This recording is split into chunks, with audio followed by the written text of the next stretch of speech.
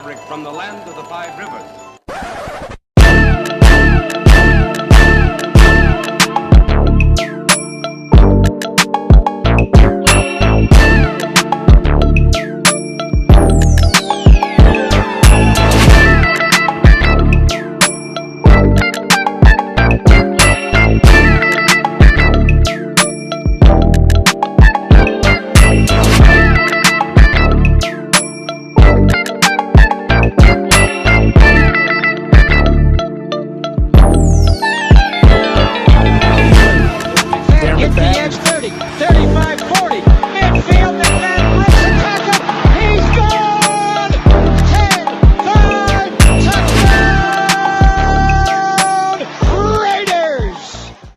Years ago, when we came to Los Angeles, I really believed that the greatness of the Raiders would be in its future.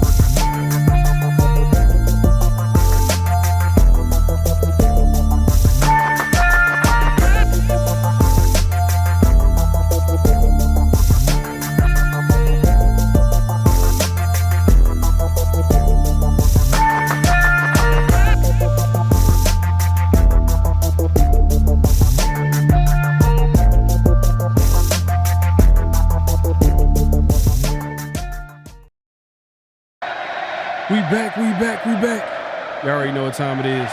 Oh, you didn't know? 50-50.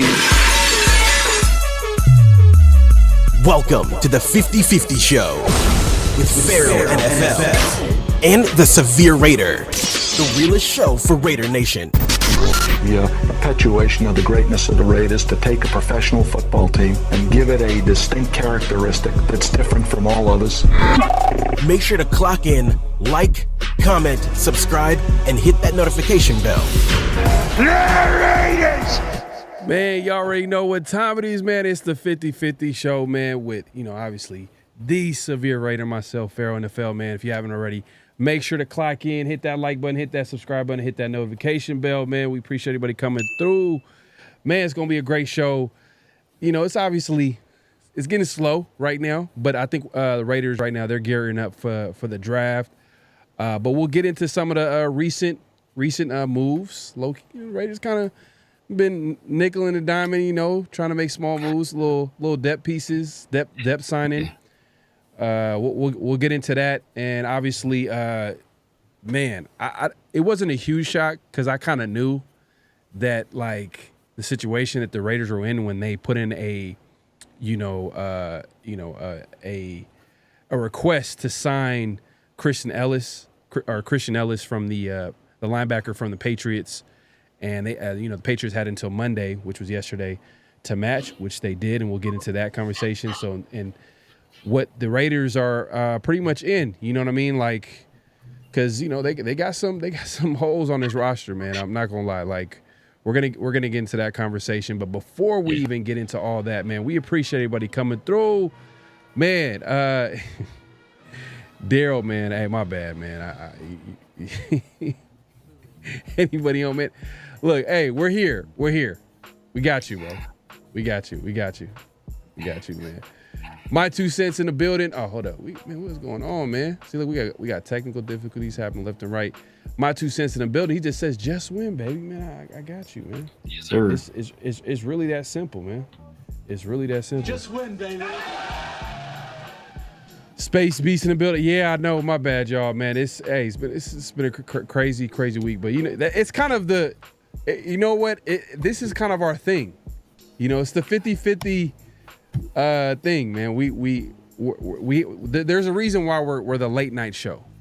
The late night, the 50-50 show. Obviously, Around the Shield is later this week. Make sure to tune into that. But we appreciate everybody coming through. Eduardo in the building. Raider Nation for life, man. Appreciate you coming through. The numbers in the building, man. Appreciate you coming through. Moon over Miami in the building, man. Appreciate you guys, man. Hey, everybody pulling up today.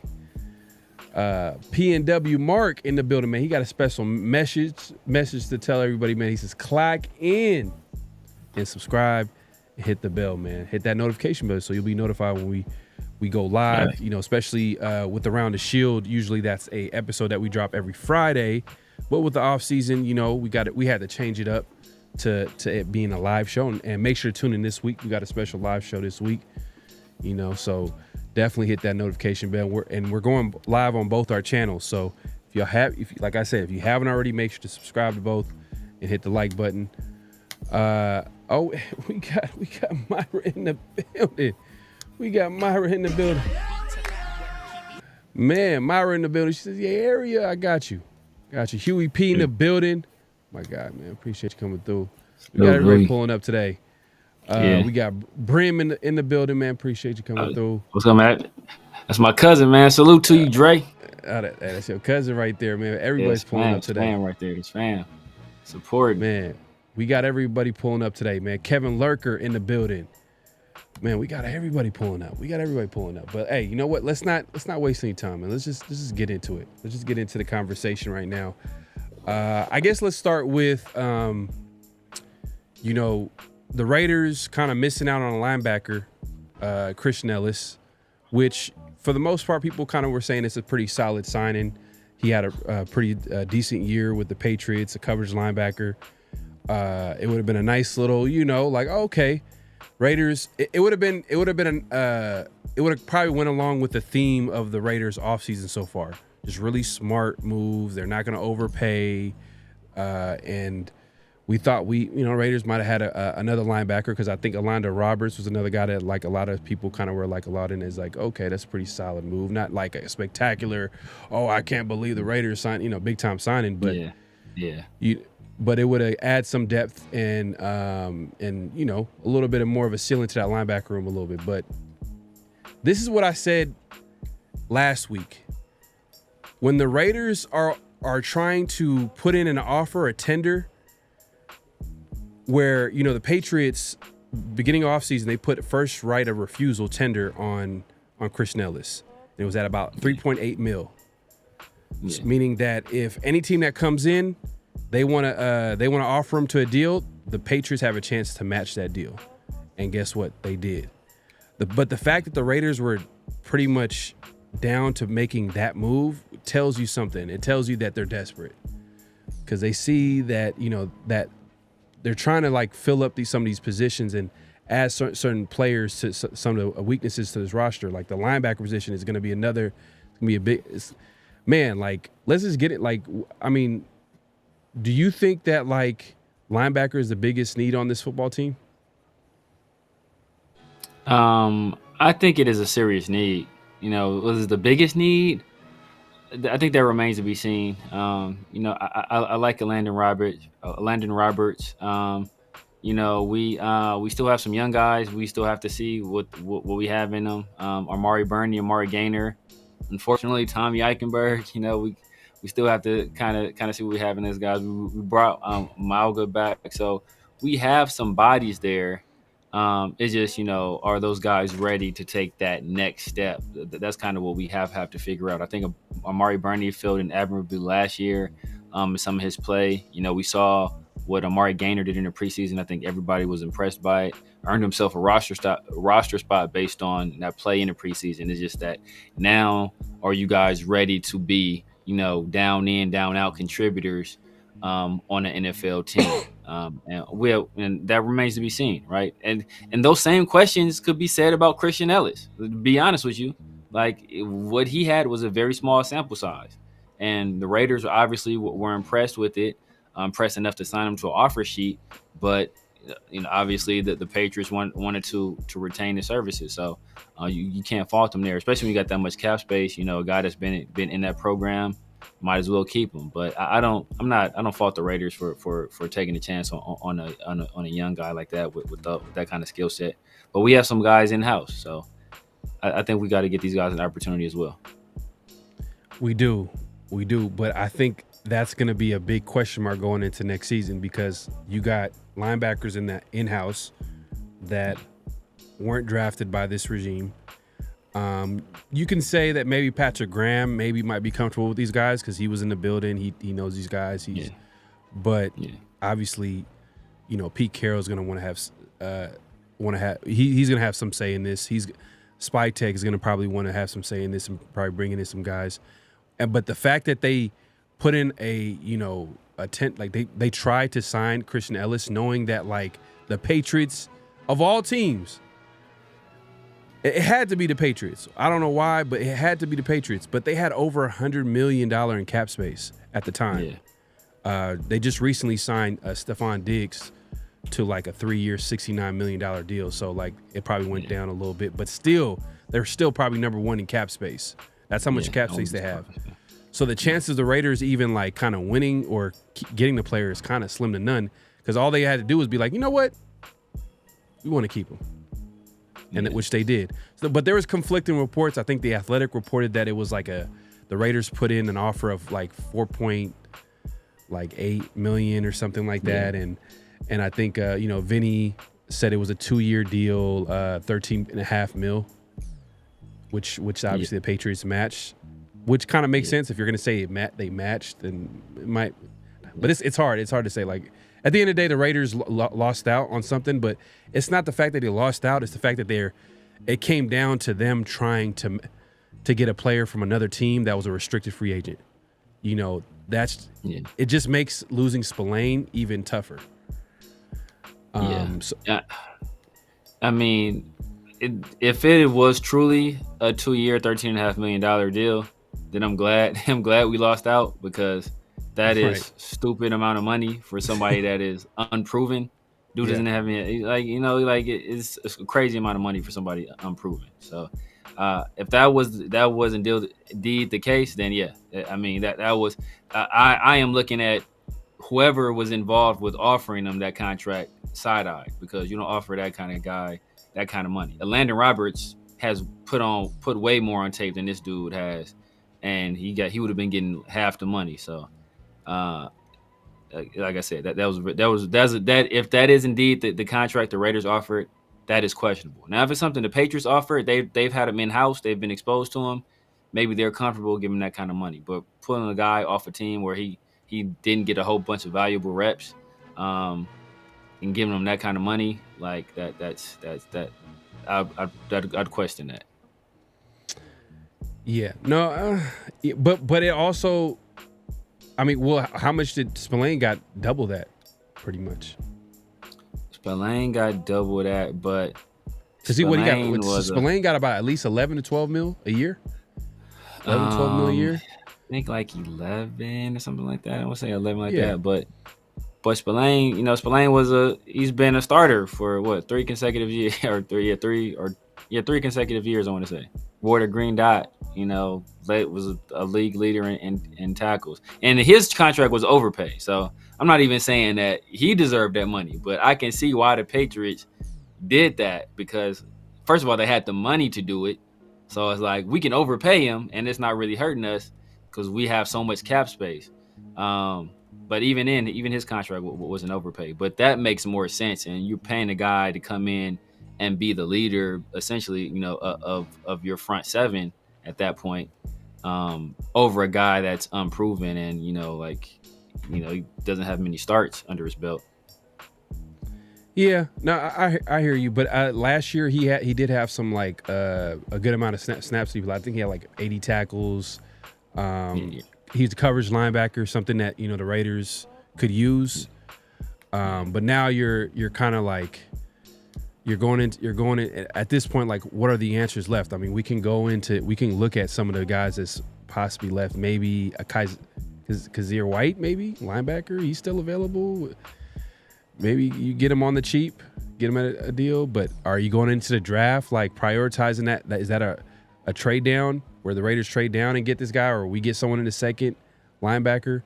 Is that going to be a position? Because think about it, like you're not a big Eichenberger fan. Not at all. Luke Masterson is he still on the team? And if he is, he need to go because I don't want to see him play on the silver and black. And then I know a lot of people mentioned a lot of people talk about Amari Burney and Amari Gainer, but still unproven. They haven't really had any playing time. I mean, last year did they get a considerable amount of playing time last year? No, Burney got in some snaps. But he didn't get a considerable amount of playing time. And I don't get why. See, this is why like Telesco could have came in. Like that's what sucks about last year. It's like why were like the Raiders were trash. Like they weren't winning games. Why were young guys not being played?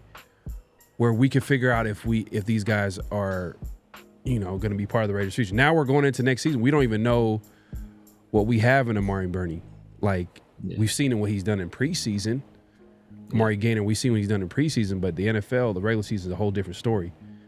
Yeah.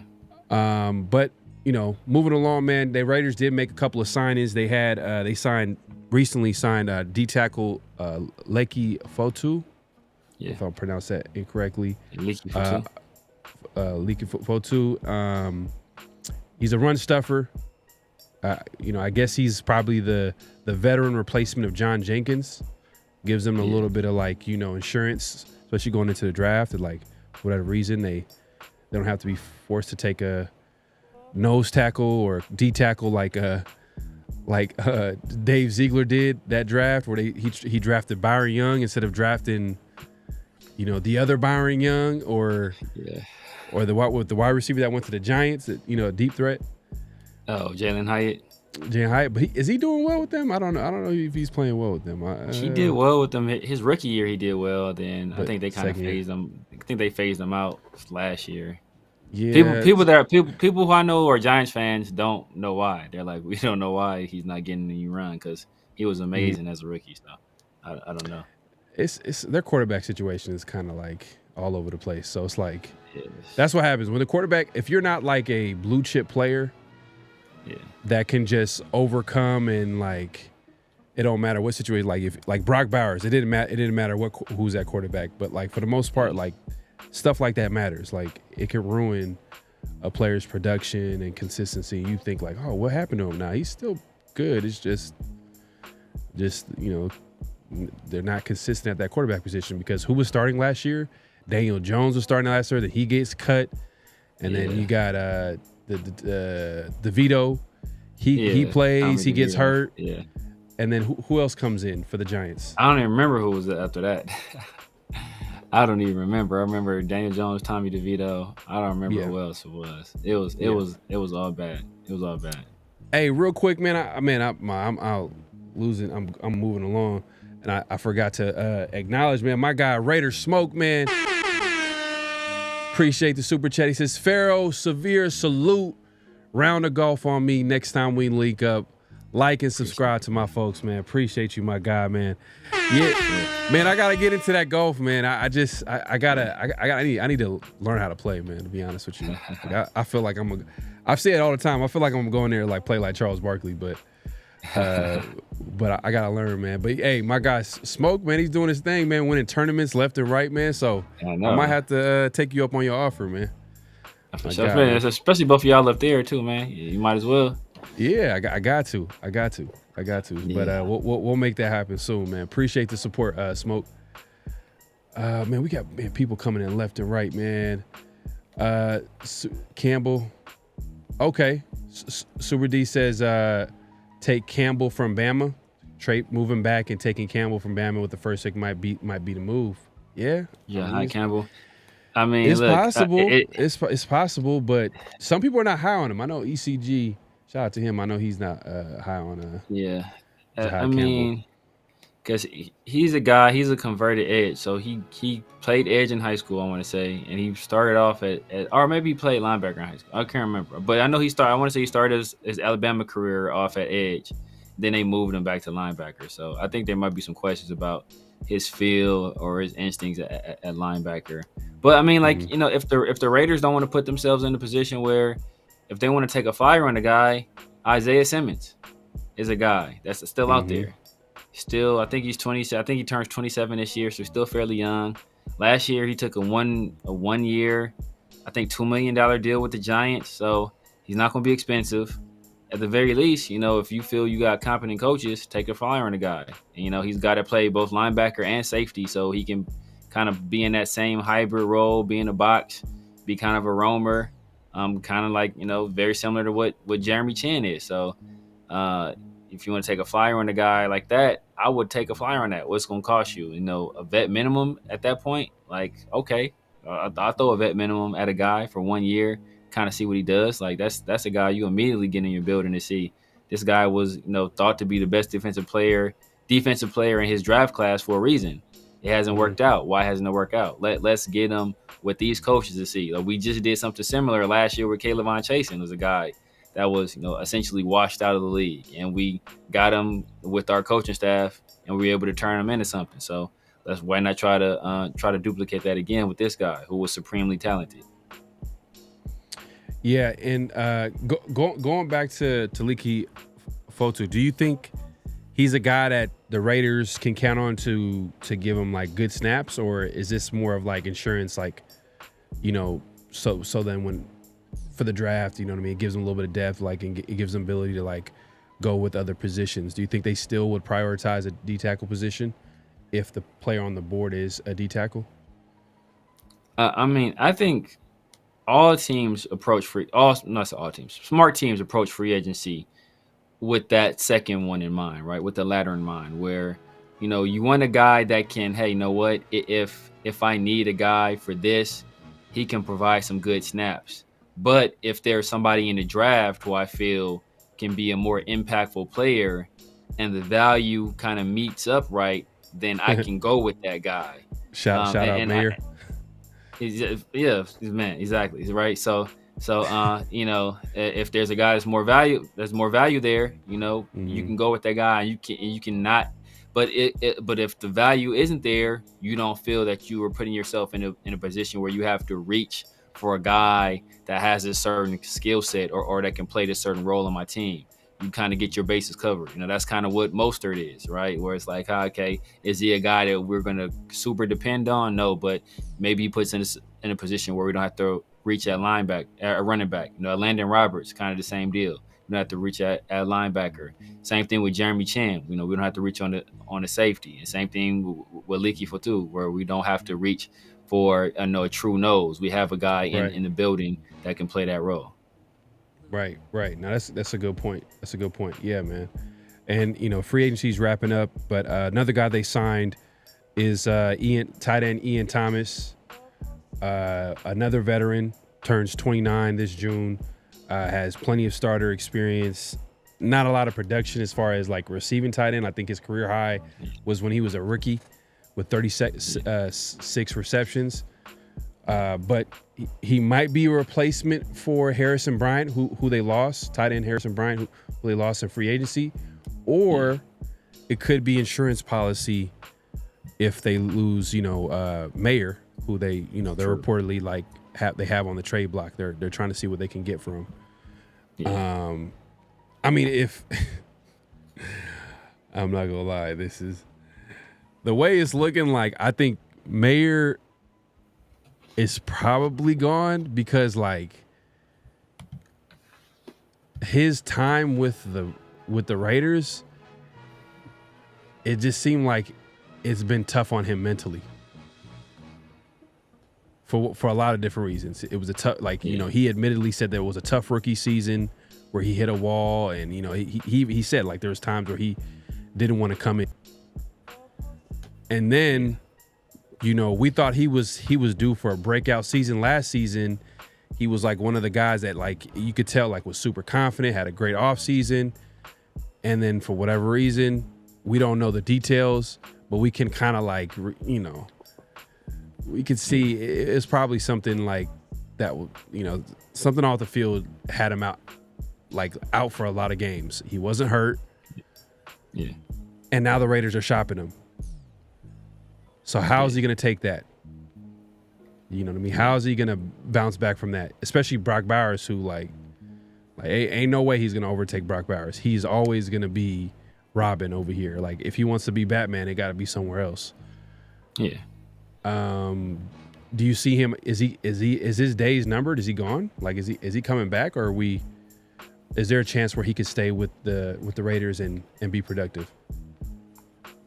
There's a chance he can stay with the Raiders and be productive. If the Raiders are smart, I don't think they sell short on a guy that has his kind of talent. And it's going to be hard to get anything of real value for that kind of guy right now, especially coming off of what happened last year, because there are so many question marks. What you would want to do is you would want to rehabilitate that guy's value. Give him a good season, or give him at least a good start to the season, and then maybe at some point, in the season or shortly after the season, then you move on from him at that point. After you kind of have rehabilitated his image, you've shown, okay, this guy is dependable. He was here with us this year. We actually used him in the offense. He was productive, and now, okay, we don't need him. Let's move on from him and get something valuable back. If you trade him now, you're getting bottom of the barrel value, right? You'll be lucky if you'll get like a sixth, or you'll be lucky if you get a sixth. Possibly not even that, just because of what happened last year and the fact that he was just underutilized, and he had that episode, dealing with his mental health stuff. So all those red flags are going to automatically go up. So it'll be a dumb move to sell short on him now. But like I said, I never put anything past the Raiders when it comes to making unintelligent decisions. Nah, facts, 100%, man. You got to, at this point, we're used to that. But, that being said, I've always been intrigued by the idea of having Bowers and Mayer. Obviously, I was surprised by the Bowers pick last year, but I'm not complaining now, because obviously Bowers is pretty much an elite tight end. You could argue the best tight end in football right now, based off how he played last season in his rookie year. But I was always intrigued by the idea of having Mayer and Brock Bowers on offense, and how a creative offensive coordinator can use a Mayer and Bowers and the weapons that we have on offense. Now, if they add some pieces, some explosive pieces on offense, possibly maybe in the draft, then it just makes it even more interesting. But, that being said, we'll see what the Raiders do this offseason. But I definitely want to keep Mayer, but if Mayer doesn't want to be here, then Raiders got to do what they got to do. And they got to move on, and they got to figure out a way to capitalize on his talent. But I think the way it's looking, a team is going to get a deal. Yeah, probably. Yeah, probably. Because I think the draft it's a solid draft for tight ends. There's some good tight ends. Yeah, there's some solid tight ends. And Mayer is coming off a season where he didn't really do too much. So, I don't think the leverage is with the other teams. I feel like the other teams will probably be able to get maybe at best, maybe fourth round pick. I think that's probably the best deal. If we get a fourth round pick, like I said, I would be extremely surprised. I'll be extremely surprised. Yeah. I'm just saying that's the best that I can see. That's the best case scenario. Yeah. That's if it was a team that was all in on Mayer, but the Raiders came in and swooped in and made the pick. Because I think the Raiders traded up. Did the Raiders trade up and get Michael Mayer? I think they get him. They traded up to get Michael Mayer. So there's probably it's possible maybe another team was probably high on Michael Mayer, and then they come calling and they take advantage and get get a talented player like Michael Mayer. But we'll see. Yeah. I mean, because if you put it in perspective, and this will kind of put it in perspective a little bit. The Raiders traded a late third round pick to get Geno Smith. So like thinking we could, like, you feel me? So like a guy that was, like a plus starter at quarterback last year, by the analytics, he was one of the better quarterbacks in the league over the past 3 years. And we got him off for a third, even though he's a little bit older, but like, to think we're going to get older. I think it's older, and we got to pay him. Yeah. So, like, I feel like teams all right. The team that, like, I feel like, in my opinion, the teams that usually trade like premium draft picks for a player, they're elite at their position, like elite. Like, there's no questioning that what you're going to be getting from them, or they're a young player, talented player, very good to good, that has a ceiling to be elite or a great player on a cheap rookie deal. They're on a cheap contract. Like, teams will definitely risk it and trade, like, or pass rusher. Yeah. What did Brian Burns get last year? Like, Brian Burns. Yeah. Like, the premium positions, like they get paid. Yeah, they get paid, and they command high compensation. You remember like the Khalil Mack trade, and you remember all that stuff. But yeah, that's all I'm saying. I'm not, like, first of all, tight end is I don't want to say devalue, but like it's team specific. So it'll take a certain kind of team that really wants to utilize a tight end to want them in the first place. And then, you got to think, okay, like, well, after what he did last year, like, how much do we really want to give up for him? So, right, it makes it tough. It makes it tough. And then you like who has a need at tight end right now, and then if they have a need at tight end, like, will they be willing to part with the compensation, knowing that there are a few tight ends in this draft class that are pretty good. So they got like 3 or 4 guys. And another thing too, what's going to work against the Raiders too as well, is why did he miss games? Yeah. Teams are going to be like, so he wasn't hurt? Like, what's going on? So they're going to investigate. Like, they're going to figure out, like, okay, well, what's going on? And if he's not, if they feel like he's not all in on football or whatever, then if he was like, oh yeah, we'll give you a conditional 7th round pick. Yeah. What I mean? Anthony G in the building, man. Appreciate you coming through. He says biggest position of need is cornerback, in my opinion. Hey, you have we talked about this before the show too, like, slot cornerback is a need, and outside corner. You can make a case for outside corner, even though Jack Jones could be the starter on the outside, and you got Jacorian Bennett on the other side. But Jack Jones is a guy from the previous regime, and he's on his last year of his rookie deal. Yeah. So, if the Raiders are playing chess, they could be like, you know what? We don't know what we have in Jack Jones. We don't feel like he's a guy that we would want moving forward, whatever the case may be. Or they don't want to pay, because corners are getting paid, man. Did you see how much old boy from the Texans corner got? Yeah. I mean, he is one of the best corners in the NFL, but he literally got like wide receiver money, pretty much. Derek Stingley, I think he got recently played. Yeah. So, that corner position is getting paid. So I'm thinking the Raiders are probably going to be like, you know what? Let's see if we can get a guy in the draft. So I think outside corner, slot, you can make a case that corner might be the biggest. And the Raiders are in prime position at number 6. They can either take a guy at number 6. Maybe they could trade down. Maybe they trade just down. based off all these mocks. But at the end of the day, these are all mock drafts based off like what you don't really know for sure what teams' big boards are until the draft happens, right? Everybody has their own big board. So do the Raiders trade down and take a guy like Will Johnson? Because early on, Will Johnson was like penciled in, like, hey, number 6, you got to take Will Johnson. Now it's like, I love Will Johnson. Would you take Will Johnson at 6? Do I think Will Johnson is good enough to be worthy of the 6th overall pick? Yes, but this is what I've always said about the draft, and this is what fans and the Raiders, quite frankly, like they don't understand. It's not always about getting the best player. A lot of times it's about getting the best player at the correct spot.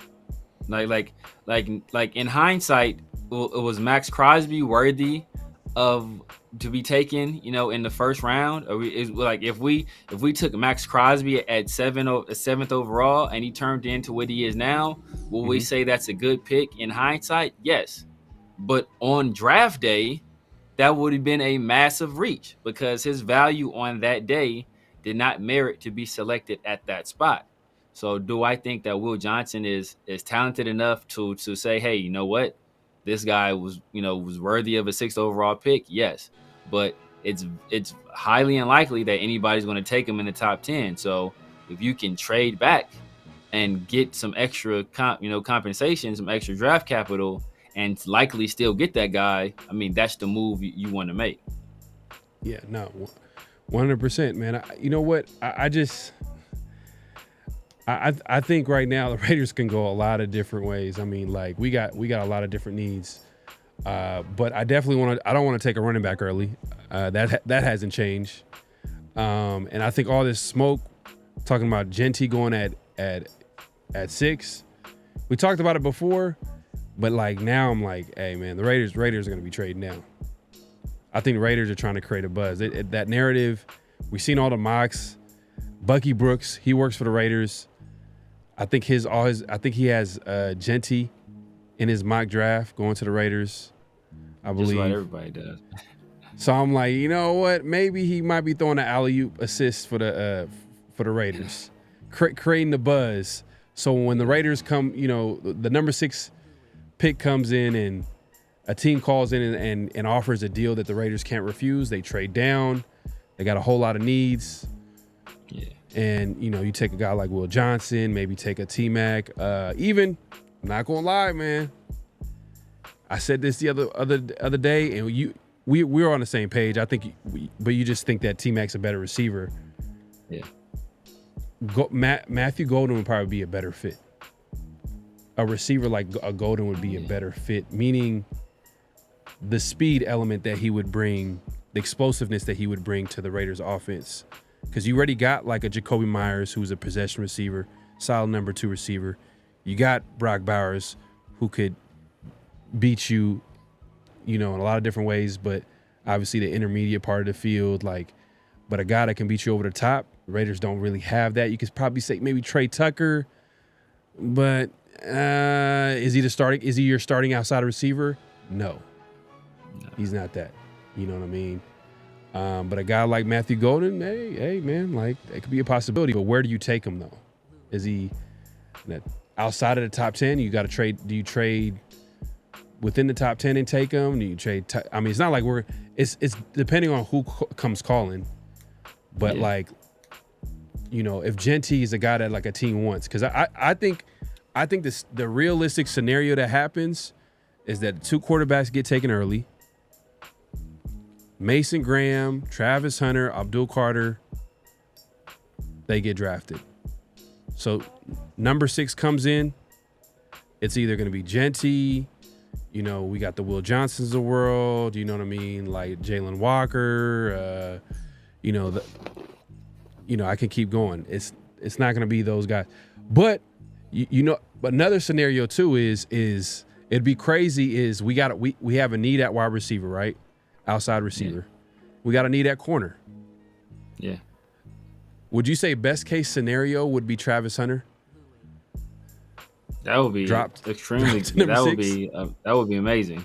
That would be that's one of the situations where and that's one of the situations where you have so many options. I mean, you likely take him because he's either the first or second best player in this draft.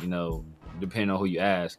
Most people will hold him in that high regard. Obviously, there are some people that don't, but most people have him either the first or second best player in this draft, regardless of position.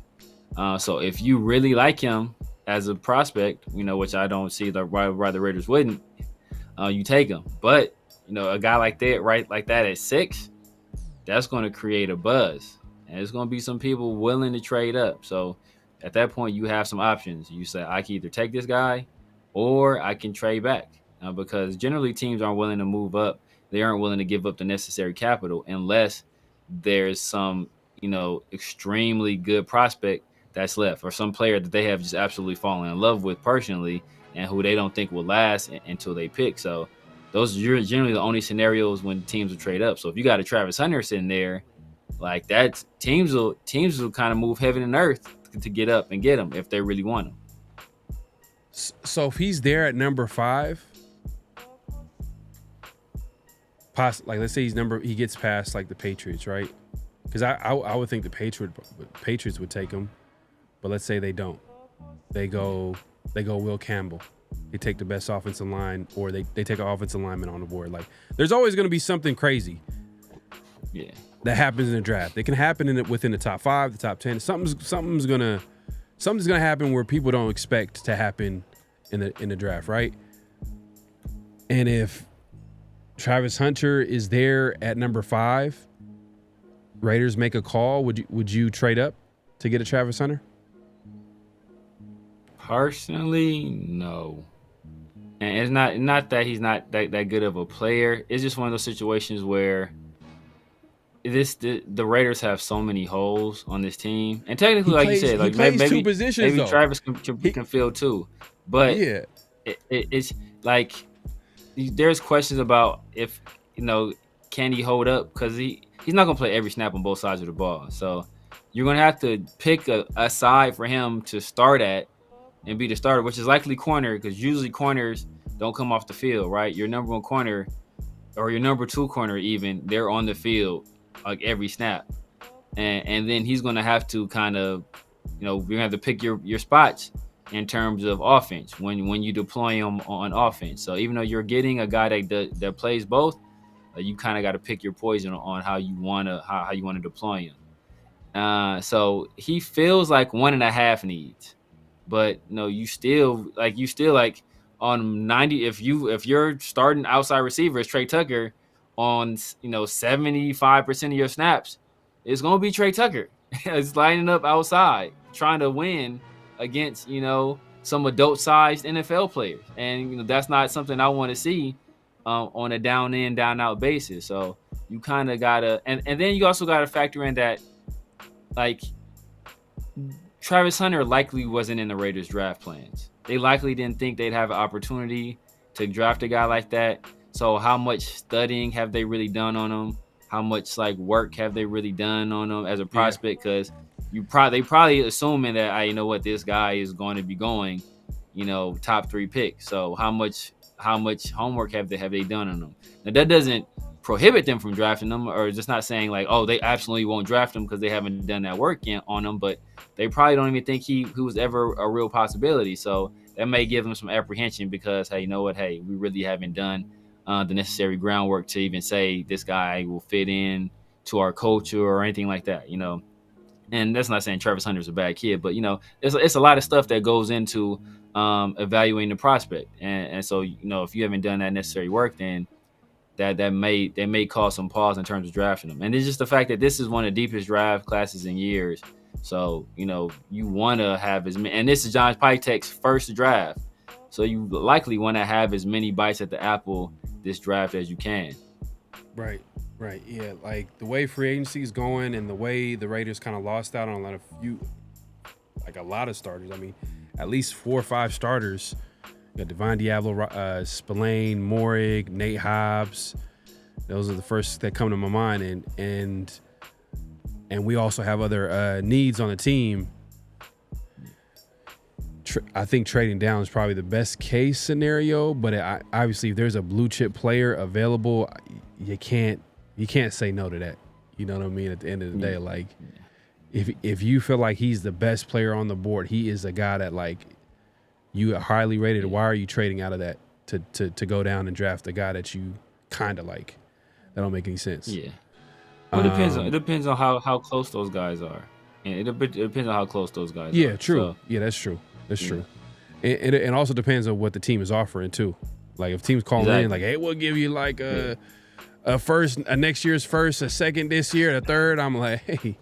Yeah, I can see you can see a team like, you know, like I don't know what Dallas's needs are, but you can see a team like Dallas loves star power. They love that kind of stuff. You can see them, hey, we're going to do something like that just to have that kind of star power on our team. So or maybe the Bears. Like maybe the Bears, you know what I mean? Possibly. I mean, because he's that running back. Because if Gentry's there at 6, maybe the Bears are like, you know what, we got a guy like Ben Johnson, who obviously drafted, who's a running back from the Lions.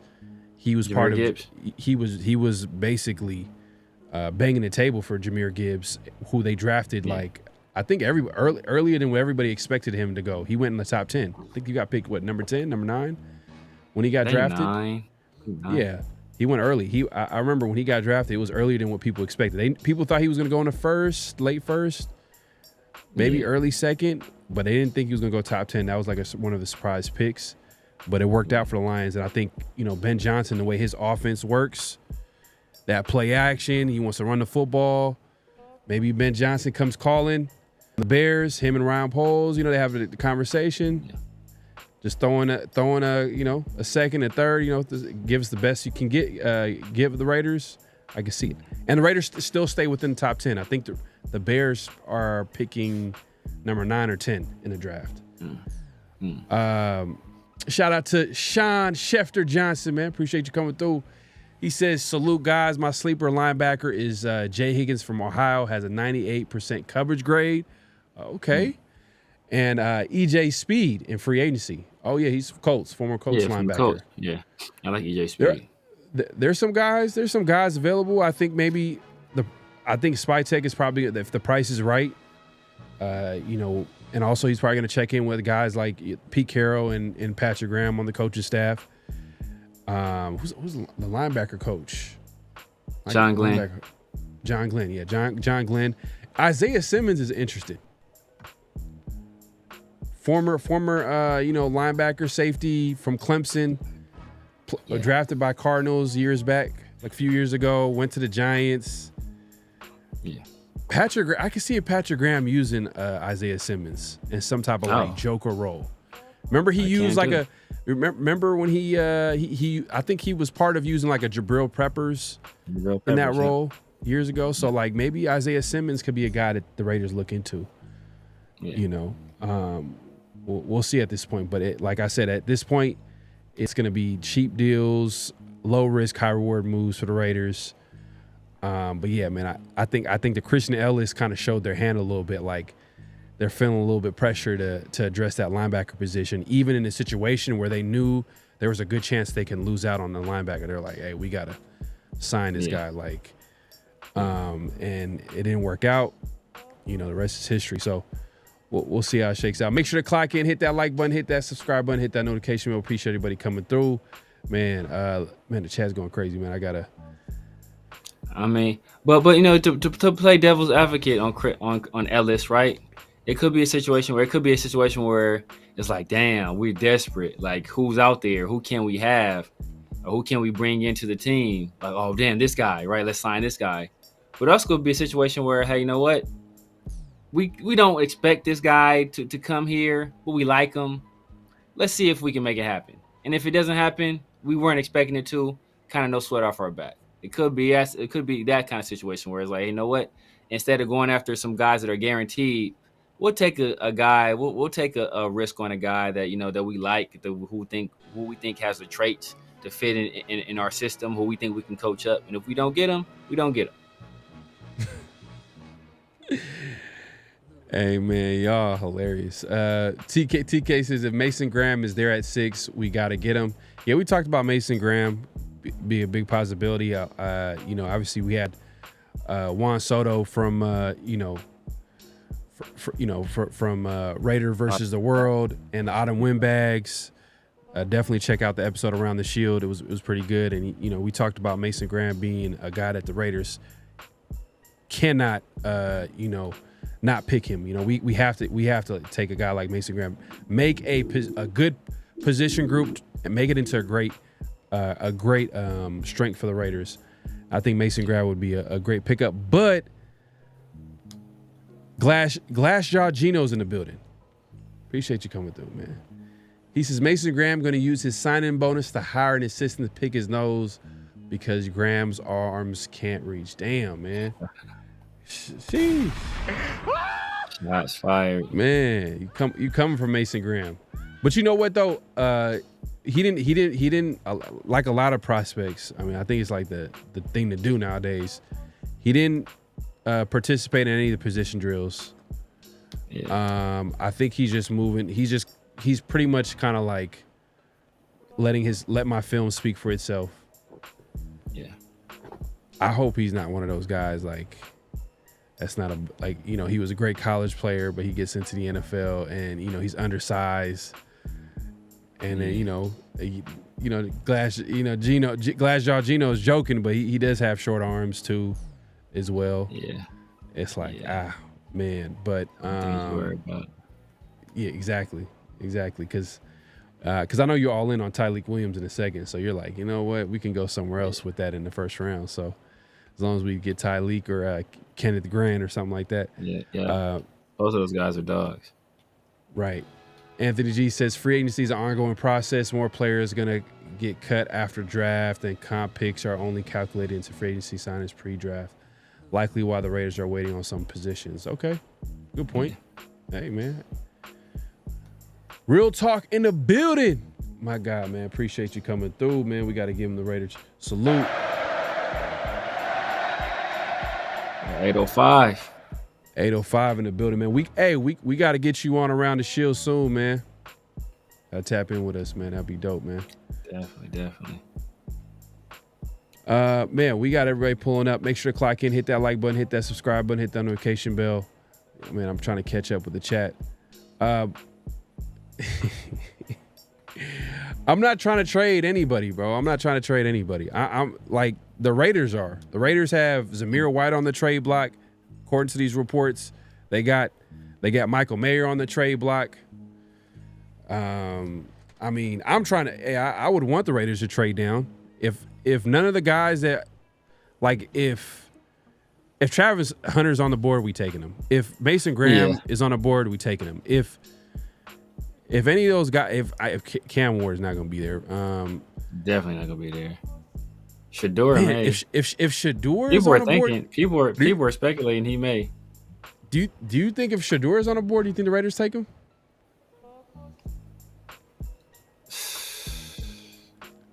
It's like Shador is random. No. It's like random. At first, people were like, "Oh, he's gonna." His stock was dropping. Everyone was talking about Jackson Dart, and then all of a sudden, the whole narrative is like Shador ain't getting past the Browns or the Giants. Yeah. I'm gonna say no.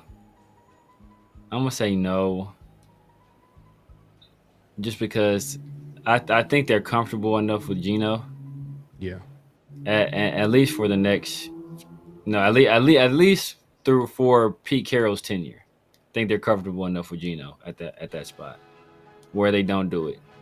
But I think it's gonna take some guts to not do it because Spike Tech is gonna be scrutinized if he doesn't take Sanders there. I think there's gonna be some scrutiny, not only from the media, but I think from a large portion of Raider Nation as well, who's been kind of on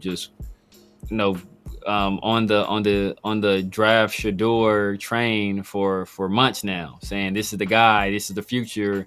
And if we have opportunity to take him and we don't take him, we damn well better hit on whoever we do pick. Yeah. I it'll be interesting. It's like I said, man, the draft, there's something surprising is going to happen. Something crazy is going to happen. Hopefully it benefits the Raiders. That's what I'm hoping for. Something crazy happens. Someone's going to drop. Someone's going to do something crazy where they take a guy way too early, or hopefully that's not the Raiders, but and then we benefit and we get a great player. You know what I mean? Like we were the team that drafted Khalil Mack at number 4. Like there's no way Khalil Mack should have been the number 4 pick. Yeah. I mean, was it number 4 or was the 5th pick? I think it was 4th or 5th pick in the draft. I don't remember. Yeah. And I remember I was like hoping, like, please let Khalil Mack drop to the Raiders, and he did, and the Raiders ended up drafting him. You know, there's Morig. I remember when Morig was a safety that we were hoping to get, and the Raiders traded up and they end up getting him as safety. Yeah, second round. Yeah. Yeah, second round. So there's been plenty of times where the Raiders were able to make some good moves. But we'll see, man. Let's move it along, man. Hey, let's get to the. Oh, a shout out to Coach, man. He says great D-line will mitigate the need for elite corners. Facts. 100%. Yeah, 100%. And we talked about that last week about getting a Mason Graham. Or it doesn't even have to be a Mason Graham. It could be another guy. There's some players at D-tackle and even edge that the Raiders can look into getting. I mean, we're obviously focusing on other position groups like, you know, like running back and wide receiver and, you know, linebacker, corner. But we could easily get, if the best player on the board is D-tackle or even edge, because I was saying, to be honest with you, guess who's the third guy? At edge, at DN. It's Tyree. Yeah. That's a. Well, I mean, look, technically, I'd say it's Snowden over Tyree, but you know, it's in the ideal world, it's Tyree, but I'd probably put Snowden over Tyree, to be real, which is sad. Yeah, that might end up happening, especially like in more obvious passing situations. That if the Raiders go into the season, maybe Snowden actually is that third guy, but still, technically. You know, Tyree could be that third, and I'm like, I want a little bit more. And then you got Kuntz on a 1-year deal. You know, where so the other side to Max isn't really secure. So they can easily go get like a young pass rusher with some talent, with you know, and you know, kind of gives them a little bit more like leverage, and maybe with Kuntz, let's say if Kuntz for whatever reason.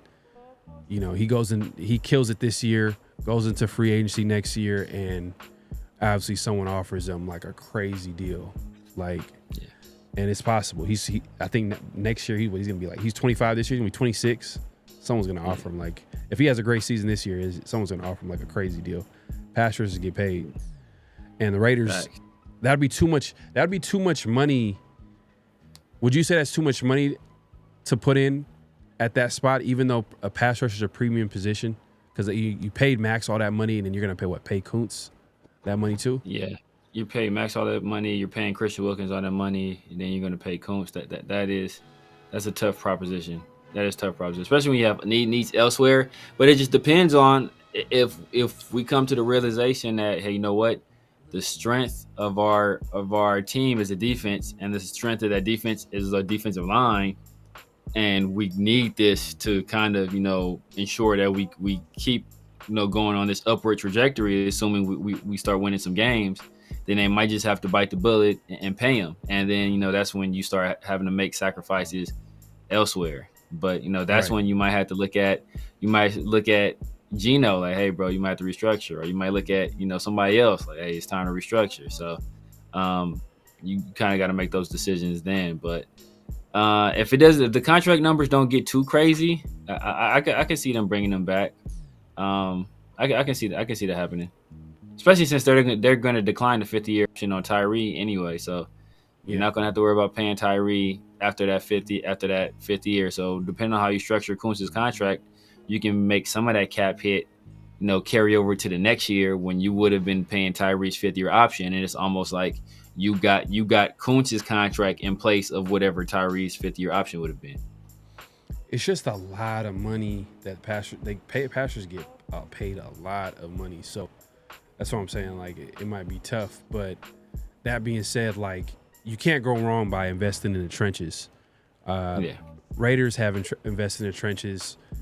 Not D-line in recent memory, but offensive line. Yeah. Remember that 2016 team? Yeah. There was a whole lot of money in that offensive line with Donald Penn, and you got like guys like Rodney Hudson, Kalichi Osemele, you know, so like there was a lot of money in that offensive line, and it worked out for them because, they were able to protect Derek Carr, obviously be somewhat of an explosive offense, because, they had, Michael Crabtree, Amari Cooper, yada, yada, yada. Yeah. I think, what was it? Was it a year where I think Latavius Murray had he was at least top 3 in rushing touchdowns. Like he had Yeah, great, crazy year. I don't remember his numbers, but he had a really good year. Yeah, and Murray was a solid running back. Like he wasn't a crazy, super talented. I think the most talented running back that I could think of the Raiders was probably McFadden in recent memory. And obviously Josh Jacobs. I can't. Josh Jacobs, but even McFadden is McFadden. If you're comparing talent. Oh yeah, McFadden's probably more talented.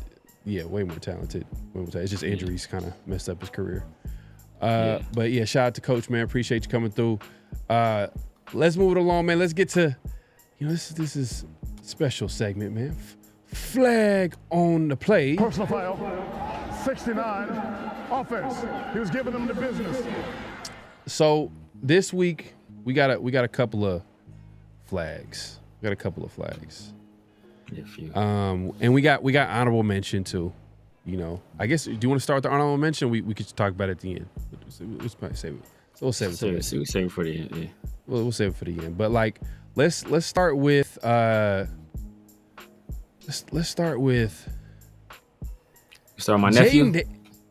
Your nephew, your twin. I mean, this could be you. You know what I mean? You could have been at the USC game, man. This might be Severe Daniels, man. This might be him, man.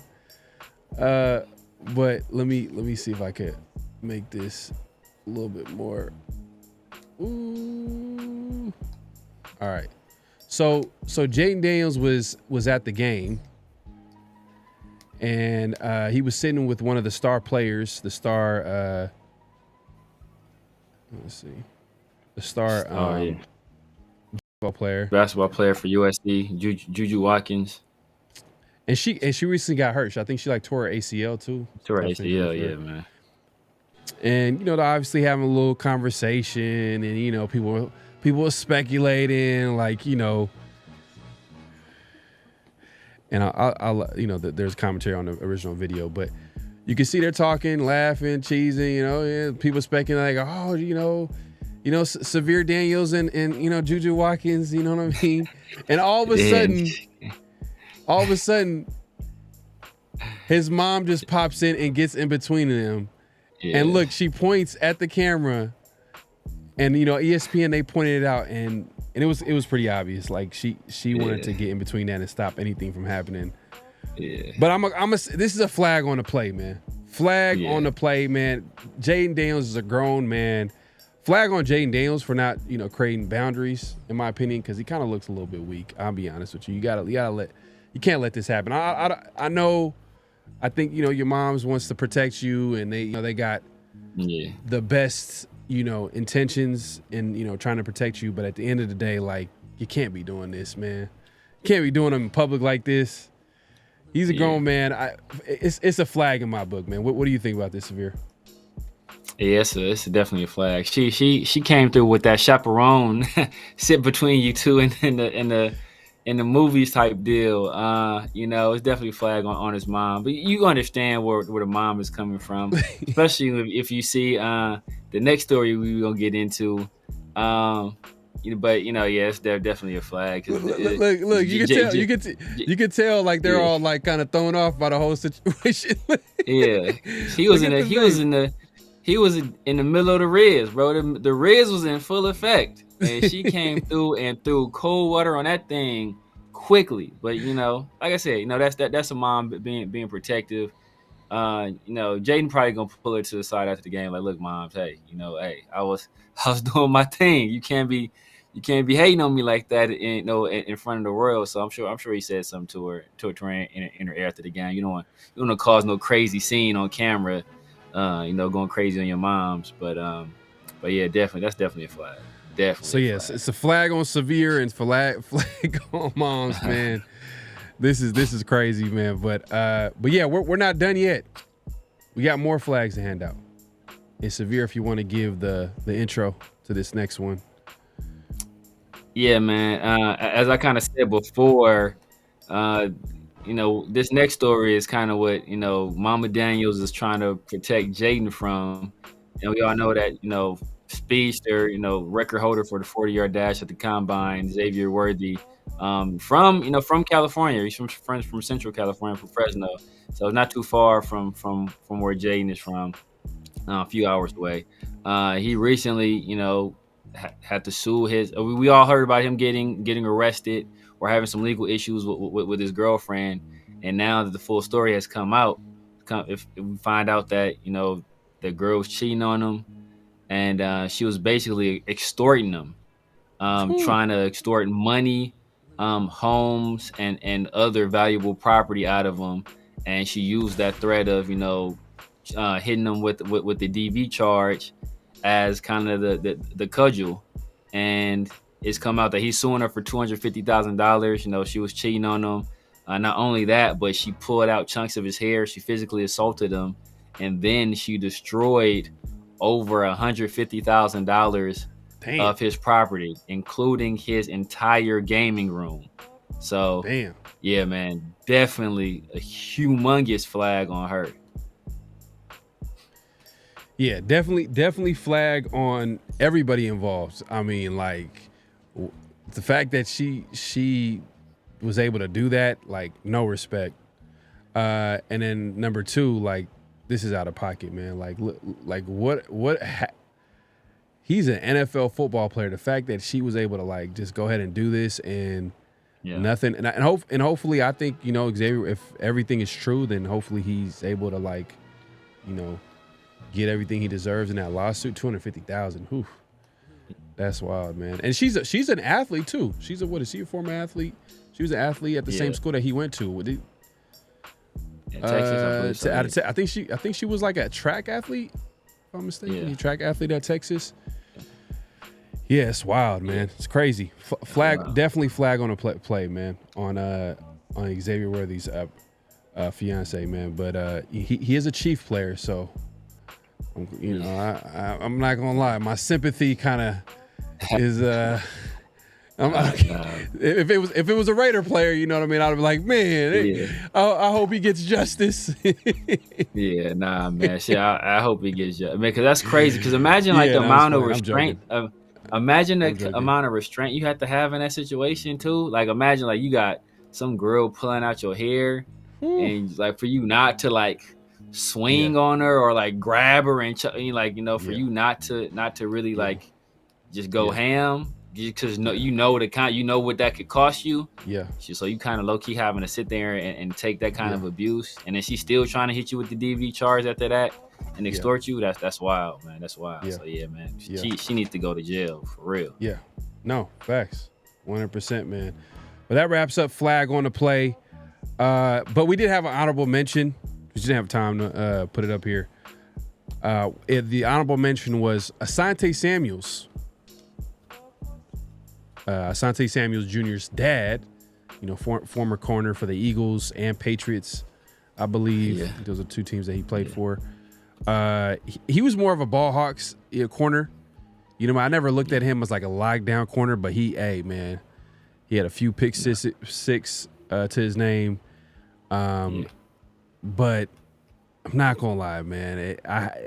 This could easily been a flag on the play, but he was talking about how he was better than Deion Sanders, and I don't see how, when people bring up the argument about Deion Sanders, they never bring up like how.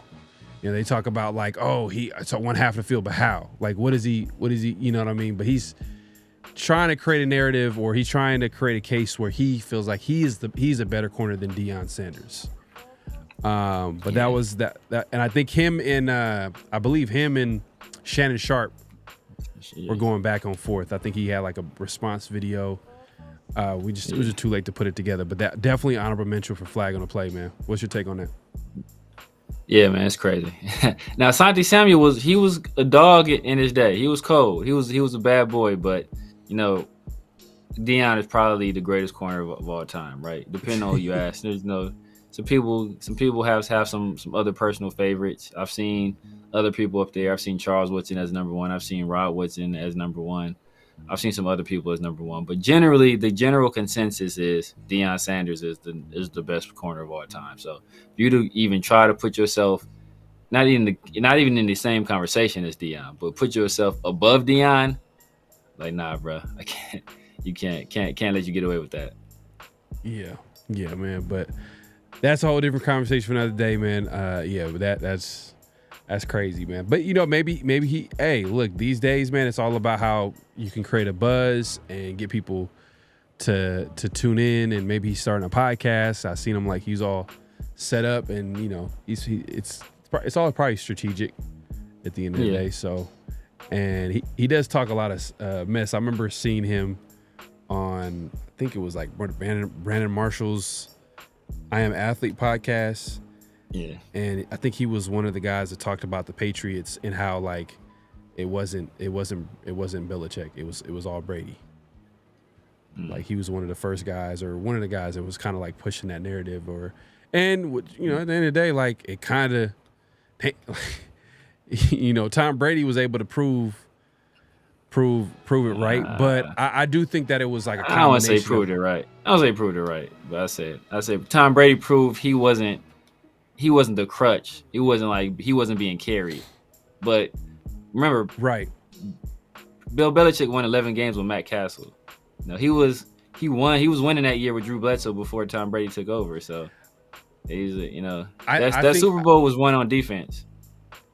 I think Bill Belichick and Tom Brady were the reasons why they won the Super Bowls that they've won, the amount of Super Bowls they won. But man, like if you don't got a quarterback, like you can't do nothing. Like as soon as Brady, like it was like he went ahead and drafted. What was he thinking? Drafted Mac Jones in the first round. Mac Jones, yeah. And that's Josh McDaniels all over. Like I wouldn't say that because remember Kyle Shanahan wanted Mac Jones. Kyle Shanahan was going to draft Mac Jones Who does Mac Jones play for right now? Who does he play for right now? He plays for them. He plays for the 49ers. Did they sign him they signed him this offseason, yes. Right? Kyle Shanahan been wanting Mac Jones, bro, and people pressured him into taking Trey Lance. He wanted Mac Jones. That's been that's been reported, and he wanted, but then people convinced him to take Trey Lance. Yeah, that's tough. And you know what? It makes me think too. Kyle Shanahan is as a good offensive minded coach he's having a hard time like finding a quarterback. I mean, he was able to hit on, I guess you could say, Purdy. But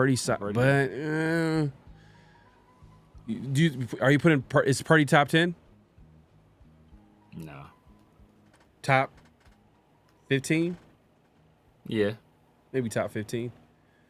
But the crazy thing is they drafted him in like the 7th round, which is crazy. But he was Mr. Irrelevant. He's the very last draft pick of the draft. That's wild, bro. And they got to pay him like crazy. Have they even paid him a contract? Like I don't know. I don't think so yet. Right. Yeah. Kyle Shanahan quarterbacks, like you could even make an argument. It's crazy. Certain offensive minded coach, they have a lot of respect, but there's only certain coaches that you can really say really develop that quarterback position. Like, for example, John Gruden. He never really developed a young QB. It was always veterans. Yeah. He had his system. He's a great offensive mind. Obviously, we all know, like, that playbook is crazy. We get it. Spider, Y, banana, whatever. But he never really developed a young QB. Kyle Shanahan, I give him Purdy. Brock Purdy, yeah. Brock Purdy. But for the most part, like, it's been like veterans. But I'll say the best is Andy Reid. It's probably he kind of he probably stands alone by himself. No. Yeah, definitely. You probably could give credit. You probably could give some credit to Carroll too, randomly.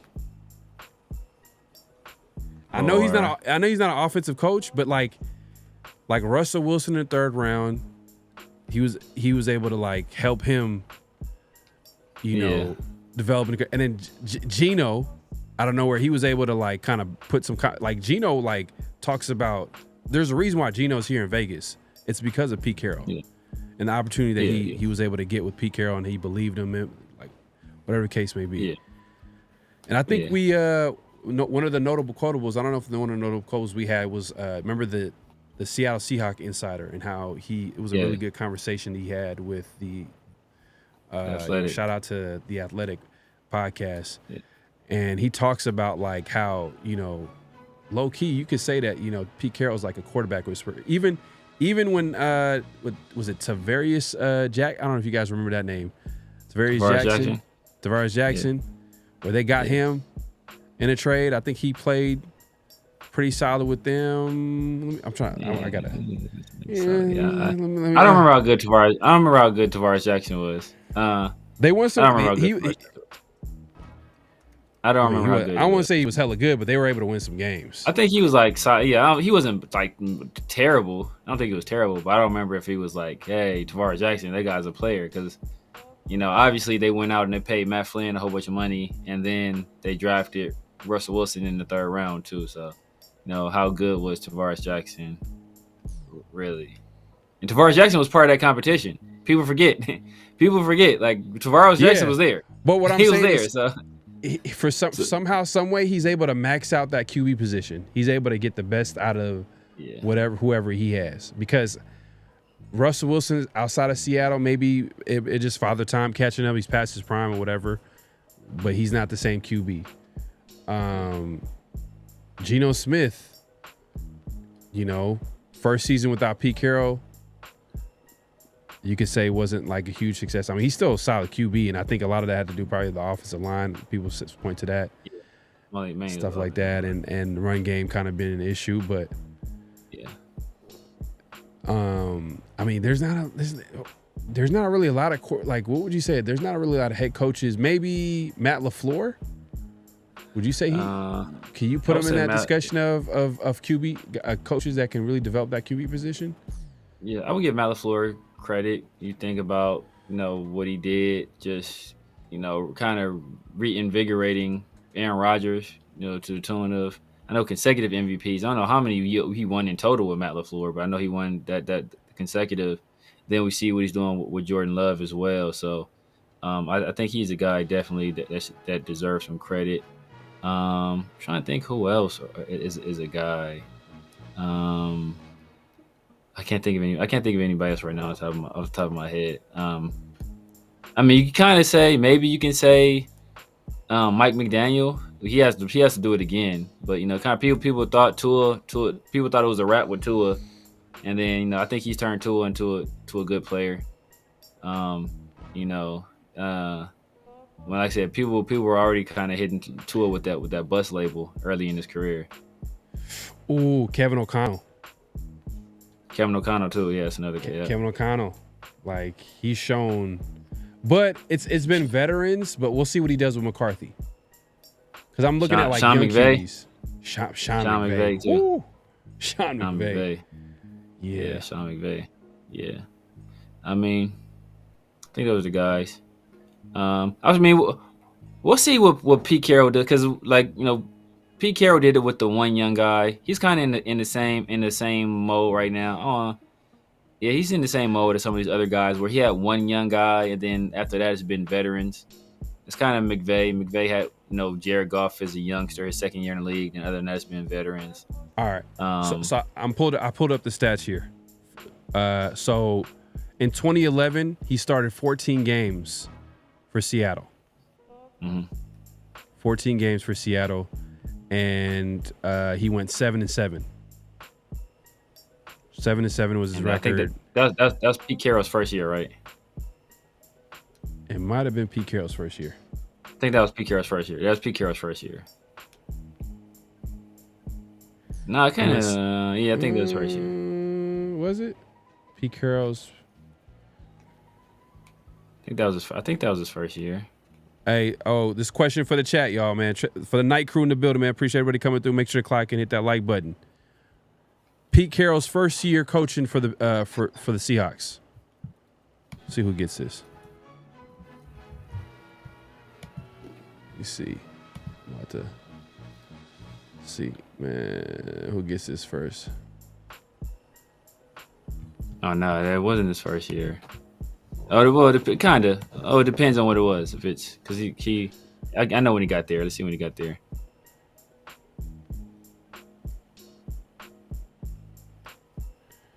All right, let's see.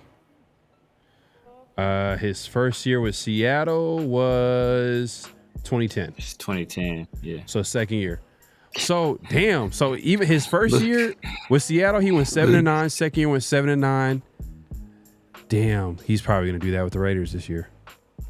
That's what I said. Like he took a 7. But I think the Seattle quarterback situation better. The quarterback position. But damn, we're in the AFC better. West. God. Yeah, exactly. So remember, he won the division with 7-9. Damn. Remember, he won the division with 7-9. Let's see. Y'all can see this. Can y'all see this? Let me see. Not this way. All right. So Pete Carroll's first year coaching, 2010. 7-9. And this is what was it Matt Hasselbeck still the quarterback for the Seahawks? Was he the quarterback in 2010? 2011 was Tavarius Jackson, and he went 7-7. He started 14 games. Yeah, if it was 2010, it might have been Matt Hasselbeck. And 2012, I think that might have been Russell Wilson's rookie year. That was Russell Wilson's rookie year, yeah. Yeah. Because he beat Matt Flynn and he beat Tavares Jackson in the QB competition. Yep. For the starting job. Yep. Yeah. Yeah. And now, like, you look at the Raiders, you know, you could say that he has a better quarterback in Geno Smith.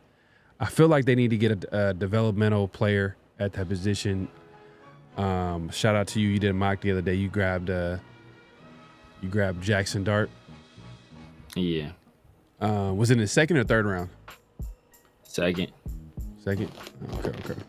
Yeah, but that was the most, like I said, it's the greatest mock of all time, but it was the most unrealistic mock of all time as well. Hey, man. Hey, we got to look at all the possibilities, man. It could happen. It can happen. It can happen, man. Just speak it into existence, man. Salute to D Menace, man. Appreciate you coming through. Bill Walsh. Oh yeah, for sure. That's an all time. Oh, yeah. Man. Yeah, Joe Montana and Steve Young. Yeah. I think. Damn. But Andy Reid though. Andy Reid probably the best. Andy Reid's probably the best. Like his resume is crazy. Like I remember Jeff Garcia looked solid with him. Michael Vick, straight out of prison, coming on and looked good playing in that offense. McNabb, had a short prime, but he played well with the Eagles. As soon as he leaves the Eagles, goes to the Redskins at the time, it's trash. And then Kevin Kolb. Y'all remember Kevin Kolb, man? Yeah, Kevin Cobb. Kevin Cobb. Yeah. Alex Smith. Alex Smith was Castle. No, Castle was that wasn't under. Nah, that was the Patriots. No, but Castle played for the Chiefs too. Yeah, I knew he played for the Chiefs. Yeah, but that was before. Yeah, that was before. But yeah, Alex Smith, and then obviously what's his name, Patrick Mahomes. But it's crazy though, how he's developed. Like he's been able to work with every type of quarterback, young, veteran, in their prime, doesn't matter. But man, we went on a tangent, man. I appreciate everybody coming through. Make sure to click in, hit that like button, hit that subscribe button, hit that notification bell. The Raiders says, fans acting like this free agent class didn't suck ass to begin with. Even if we were aggressive, who the F was worthy enough to be aggressive for? Our own free agents were better than the whole damn class. Ass. Sheesh. The Raider with the drop the mic moment. Yeah. You can make a case. I think if you're being critical, you probably could say the Raiders probably could have signed at least one of the starters that left. Maybe a Spillane. Yeah. Maybe a Hobbs. Maybe a Morig. I mean, more like they would probably have to pay a little bit more, but like maybe we have the cap space. It's not like, we have the cap space, and maybe you structure it in a way where you kind of give yourself the ability to get out that contract after a year or two if it doesn't work out but hey, man, Spytek and Carroll running the show. Yeah. And they didn't feel like Carroll's like, I'll get my own guys. I'll make it work, pretty much. Patrick Graham probably was like, hey, but Patrick Graham. Yeah. But you got to think about it. Like, part of the reason, it's not necessarily this free agent class was bad. It was kind of bad, but you look at some of these contracts that are being given out, and it's crazy, right? Stephon Diggs, coming off a ACL injury, got 3 years, $69 million. Like, coming off an ACL injury, and he didn't even have a good year before he got hurt.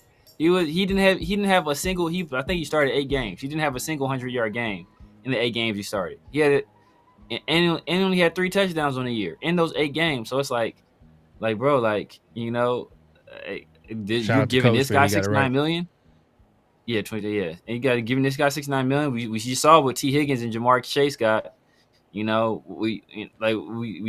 hear about the contract that Merritt got. He got a big deal.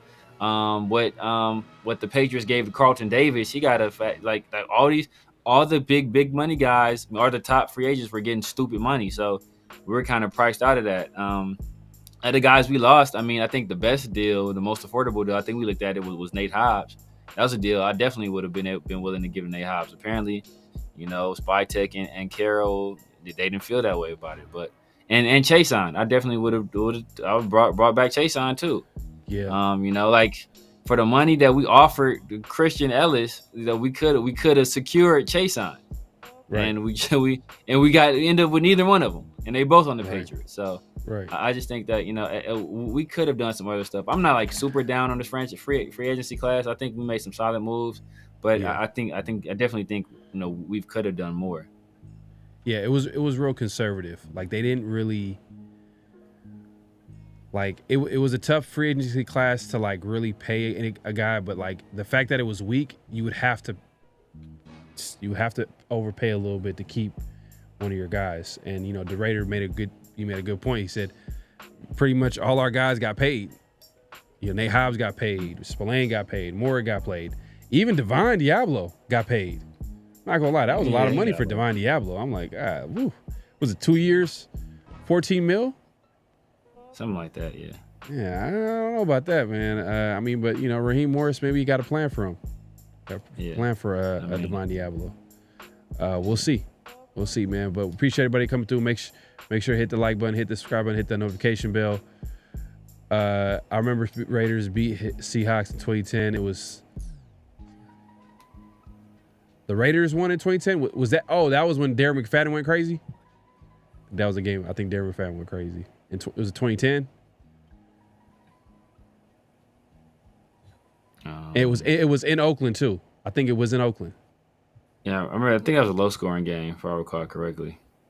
He said it was in 2010. It was 33-3. Blowout wins feel so good. We rarely ever see that. Yeah, facts. Oh, maybe during the season. Maybe during the season. Oh yeah, during the season 2010. I don't remember that game. Who had a big game, man? That's a nice. Hey, another question. It had to be Darren McFadden for the night crew, man. Who had a big game? 2010. Let's take it way back, man. Anybody that was following the Raiders back in 2010. I know we got some young fans here. We got some veterans in the building. Yeah. Who had a big game? It was McFadden for sure. Had to be McFadden, bro. Because who do we have in 2010? Jacoby Ford, Denarius Moore. Was that Denarius Moore's rookie season? That was Hugh Jackson, the head coach. Hugh Jackson might have been the head coach. Yeah.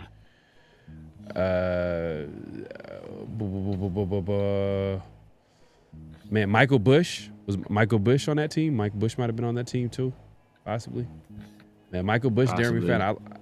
That was Jason Campbell. Yeah, that was Jason Campbell, Darren McFadden. Who else would have been there? What did Damaris Moore? Marcel Reese, obviously. Was DHB would have been there too, right? DH was. You know what's so crazy about Marcel Reese? I feel like he was the most underutilized talent on the roster. Like we never really maximized his talent. True. Yeah. I feel like.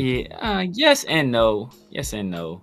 I feel like yes we never. No. Like, because people wasn't usually using fullbacks like we was using him like that. Like he was in the pass game. We ran with them. Like we did all kind of stuff with Marcel Reese. Yeah, but like the reason why, like his most successful moments is when he had a creative... Zach Miller we probably had Zach Miller too at that time. Zach Miller, yep, he was a tight end. Zach Miller was a tight end. Did he leave? Did he leave? I think he was on that team. I think he was on that team. Okay. I think he was on that team. 2010. But I think he was still but Marcel Reese's most productive years happened under like probably our best offense coordinator at that time, and what made it like exciting to watch was Hugh Jackson. Yeah. So if he had like guys like that, they need a creative OC. So like guys like Michael Mayer, they need the creative offensive coordinator. You know what I mean? Like to a fullback. There's a reason why like a Juszczyk for the 49ers, like he's a weapon for them because Kyle Shanahan knows how to use those type of guys. Yeah, you know how to use those guys. Yep. Okay, I was right. He starting quarterback 2010. Matt Hasselbeck. Oh. Yeah. Matt Hasselbeck was starter. Mm-hmm. Yeah, that's.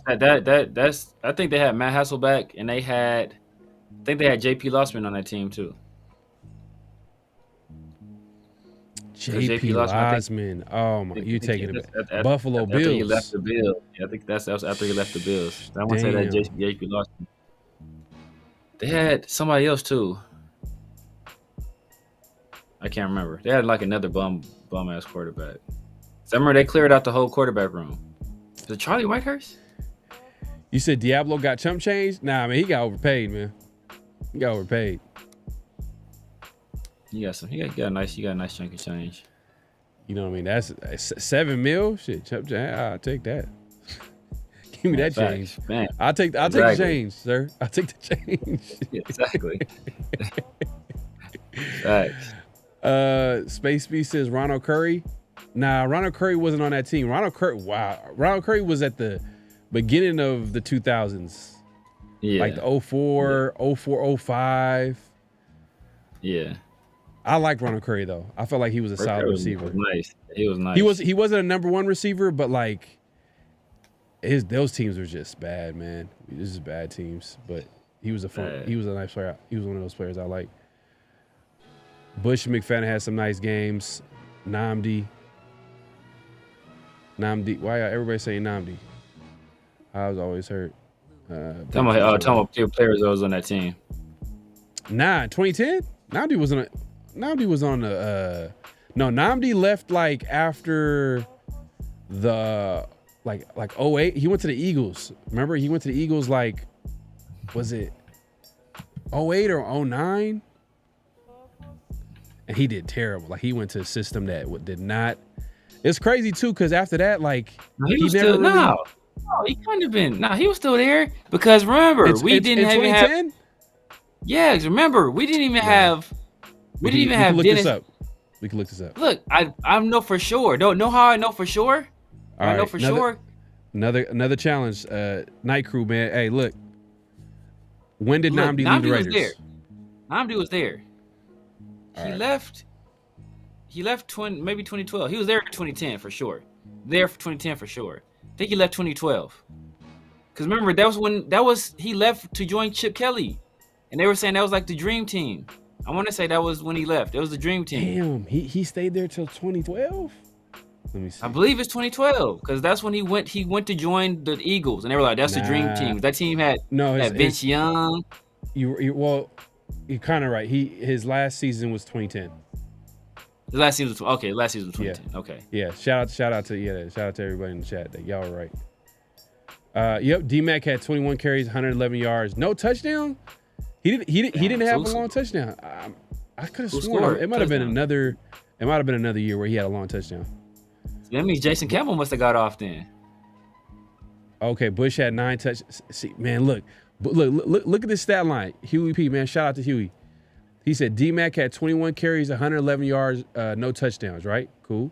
Explosiveness. Yeah. You know, hey, D-Mac, workhorse. Bush had 9 carries, 57 yards, 1 touchdown. This is what I want the Raiders to draft. Let's get our explosive running back and let's get our bruiser. Not facts. You know what I mean? So hopefully they're able to get the double up at running back. But with all the needs that we have, I don't know if it might not be. It might be possible. I don't know. We got a lot of different. Man, we got a lot of needs. We got a lot of needs, man. That's why I said we might have to trade back. Yeah. Oh my God. Oh yeah, this is the game. DHB. That's his best game of his career. This got to be the best game. 5 catches, 100. Yeah, I remember he had a long touchdown. He had a long touchdown. 5 for what? 150 for 105 and a touchdown. 5. Okay. I know he has. I think he had some nice games with Pittsburgh. I thought. Marshall Reese, 3 catches, 90 yards, 1 touchdown. Hey, Huey P, man, shout out to you, man. Tavon Branch had a pick. Man, Tavon, man's a real cool dude, man. I remember meeting him, man. Tavon Branch looking man. like looking like old boy. Looking like old boy. Who Devon look like Tretch? You know, it's funny. He ended up going to the Chiefs, huh? He ended up playing for the Chiefs. He did go to the Chiefs. You know, kind of bittersweet, man. Like, damn, you had to go there. Come on, man. You had to do all that. Lewis Murphy got paid and fell off. Lewis Murphy. Yeah, but like Lewis Murphy should have never been started. No facts. Let's be honest. Like we're not a good team. At boom, boom, boom, boom. The reason why the Raiders were at least like a tough team is because we were able to run the football, and then we had speed. Who did Devon Branch look like? He looked like a rapper. I can't remember who it was. It wasn't. Who did he look like?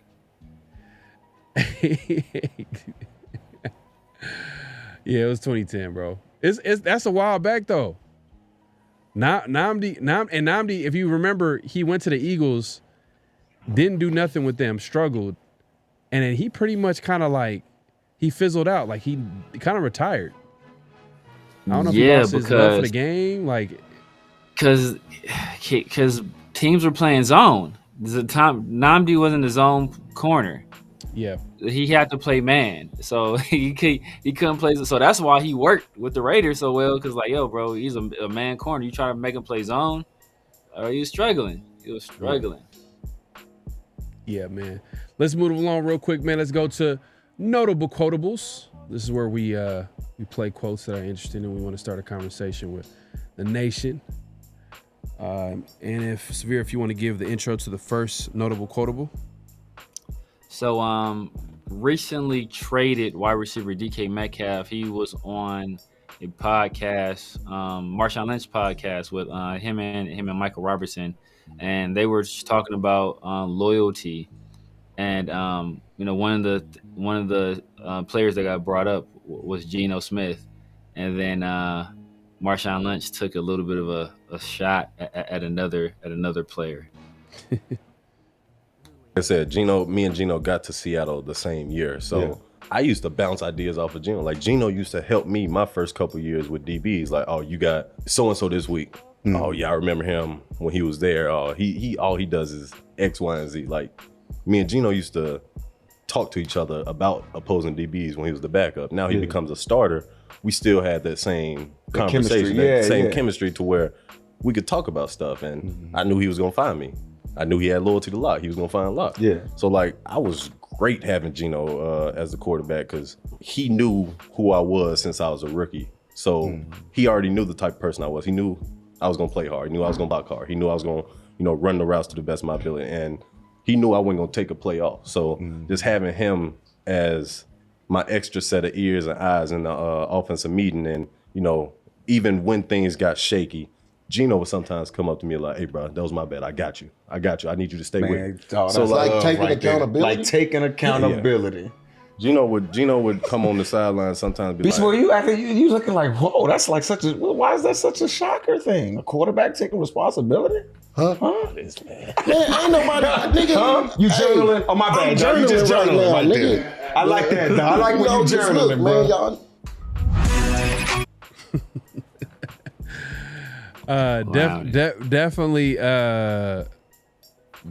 Definitely taking a shot at Russell Wilson at the end, who recently signed with the Giants on a 1-year deal. So Giants, I think they were waiting on like the so Russell Wilson was probably waiting on Aaron Rodgers signing because the Giants and the Steelers are in on the. I think Rodgers is probably going to sign with the Steelers.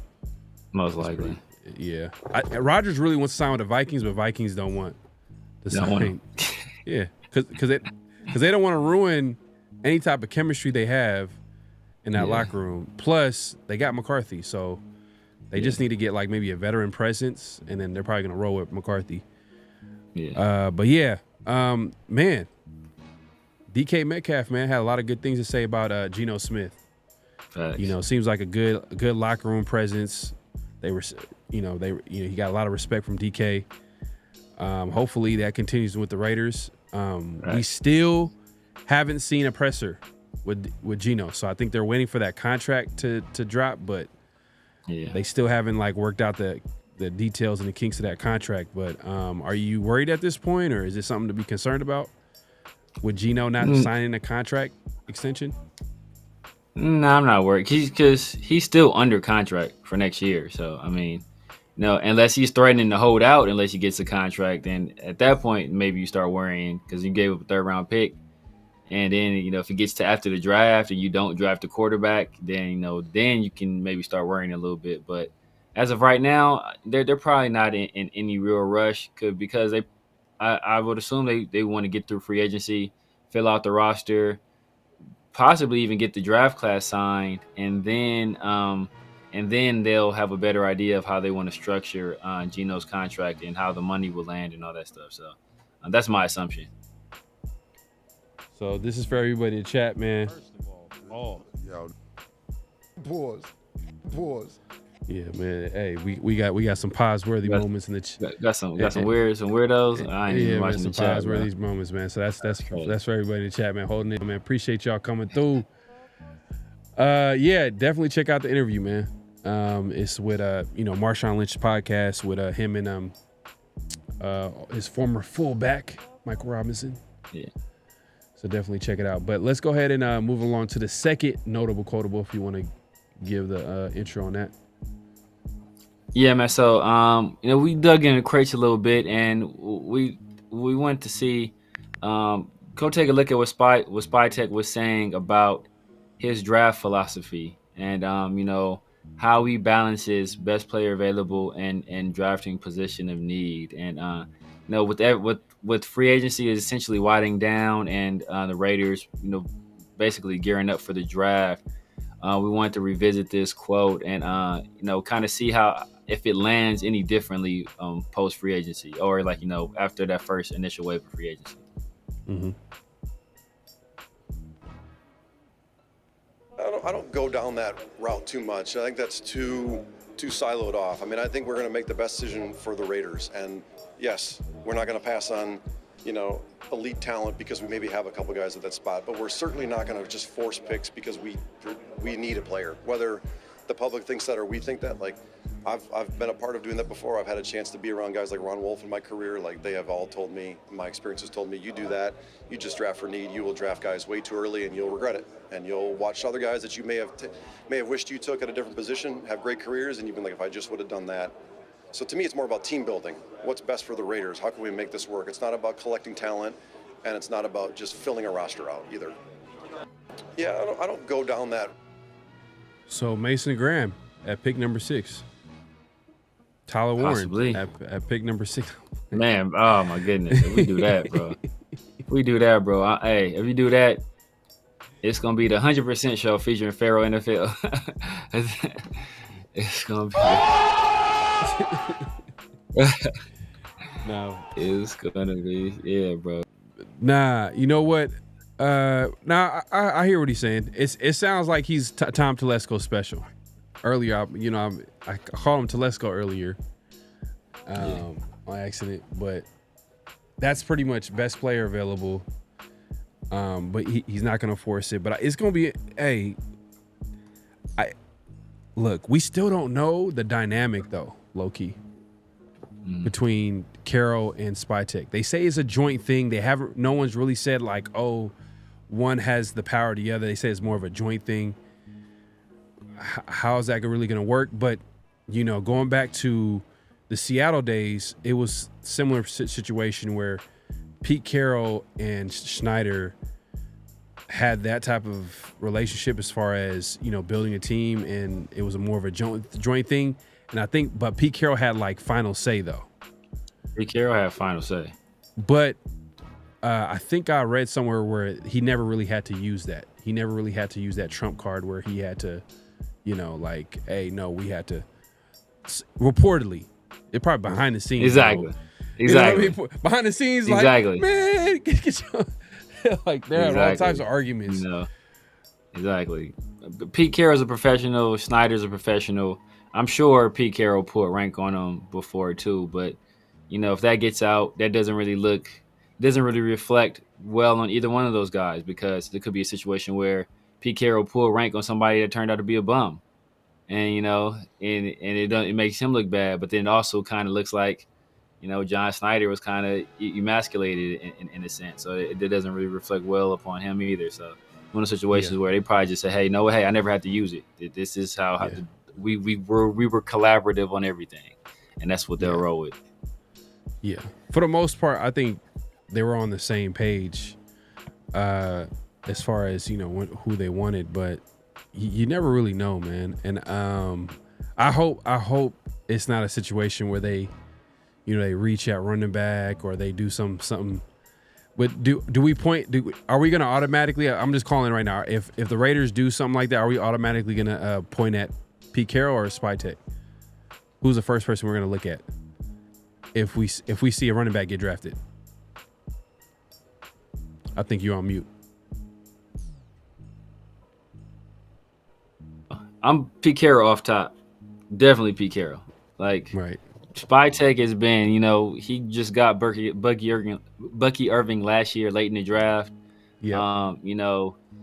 Pete Carroll's been there. They drafted Langston Walker pretty early. They drafted Zach Charbonnet pretty early. A year after drafting, not Langston Walker, Kenneth Walker. A year after drafting Kenneth Walker, they drafted Zach Charbonnet. Then they took Rashard Penny previously. They took him in the first round. A little bit of an overdraft there. There was another back that they had. What's funny? There were some rumors saying that the Raiders looked into trading for I think Kenneth Walker. Which,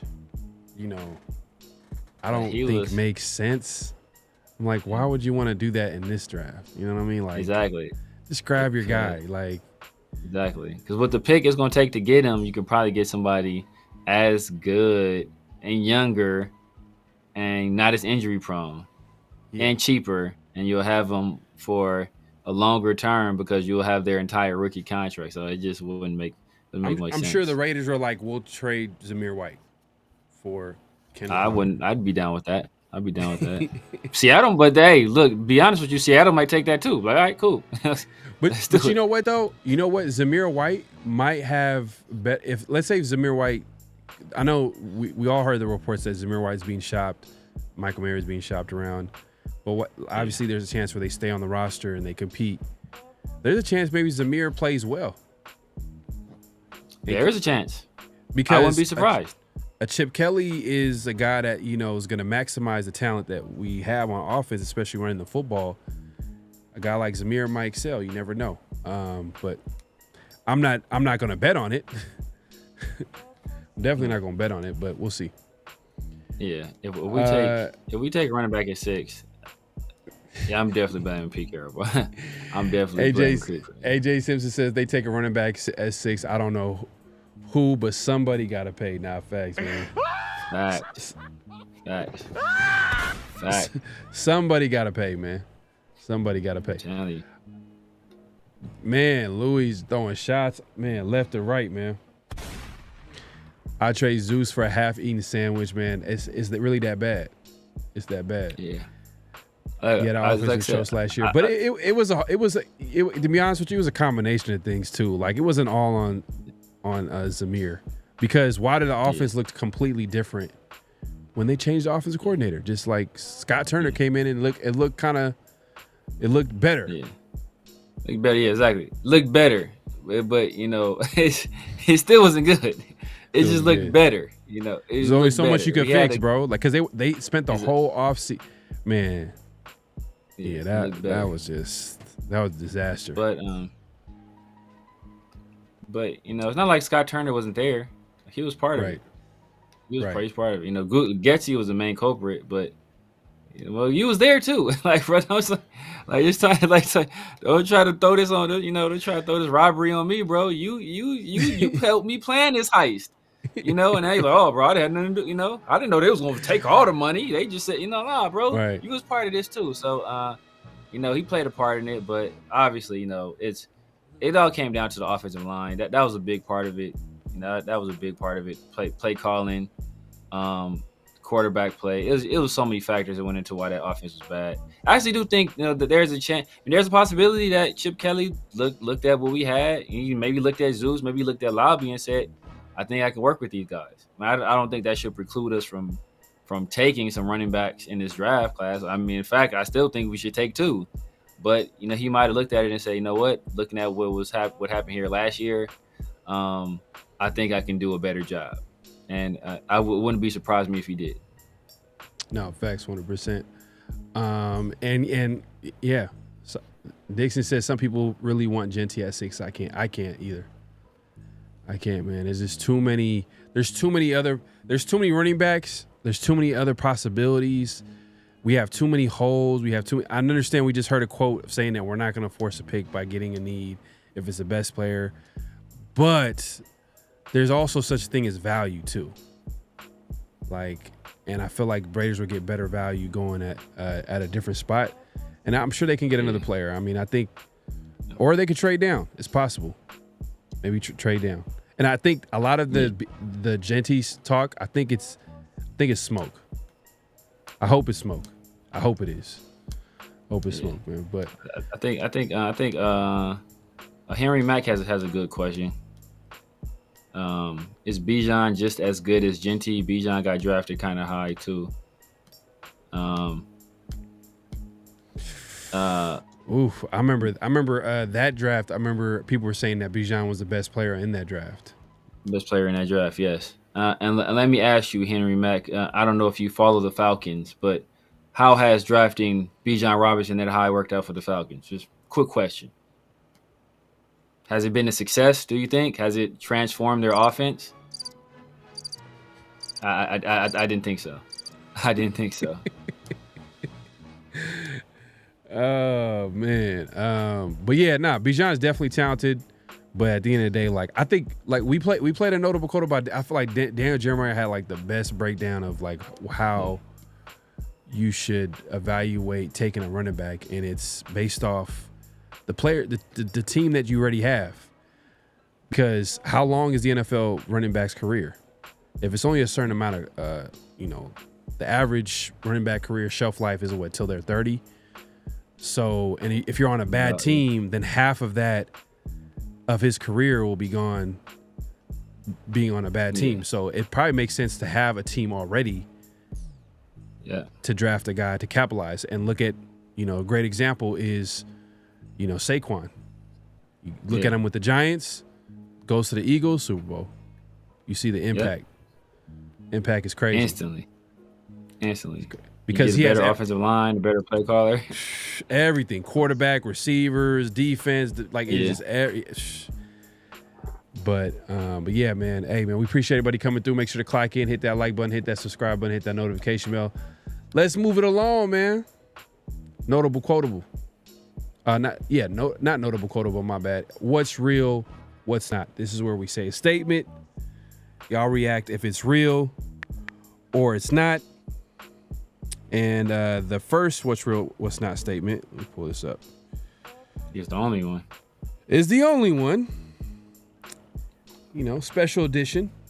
Off-season edition. Linebacker is a bigger need for this team than running back. Linebacker is a bigger need for this team than running back. Is that real or is it not? Linebacker is a bigger need for this team than running back. Is that real or is it not?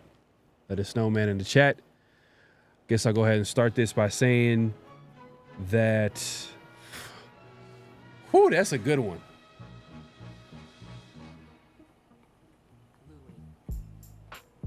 Because right now, we don't know who our starting linebackers are going to be. Yeah. We have an idea of maybe one. Atlanta Roberts, we could say, might have one spot.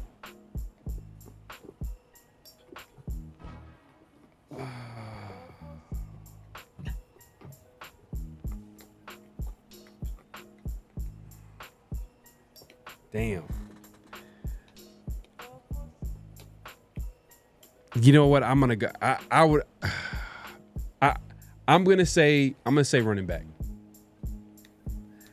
And it's gonna be running back just based off, not because of I value the running back position or the linebacker position. It's more so to do with this draft. Like, we have a perfect opportunity to really upgrade at that position. And I feel like and we don't know who our starting running back is going to be next year. I know we signed Mostert, but Mostert he's been like injury waiting to happen. You know, most of his career, so he's not a starting running back. Zamir White, he was hurt last year, but he was ineffective when he was healthy. We can't count on that. The other running back that went down with the injury, and he's had injury. I like Sincere McCormick. Also injury issues. Can't count on him. Yeah. So I'm gonna say running back. Running back for sure.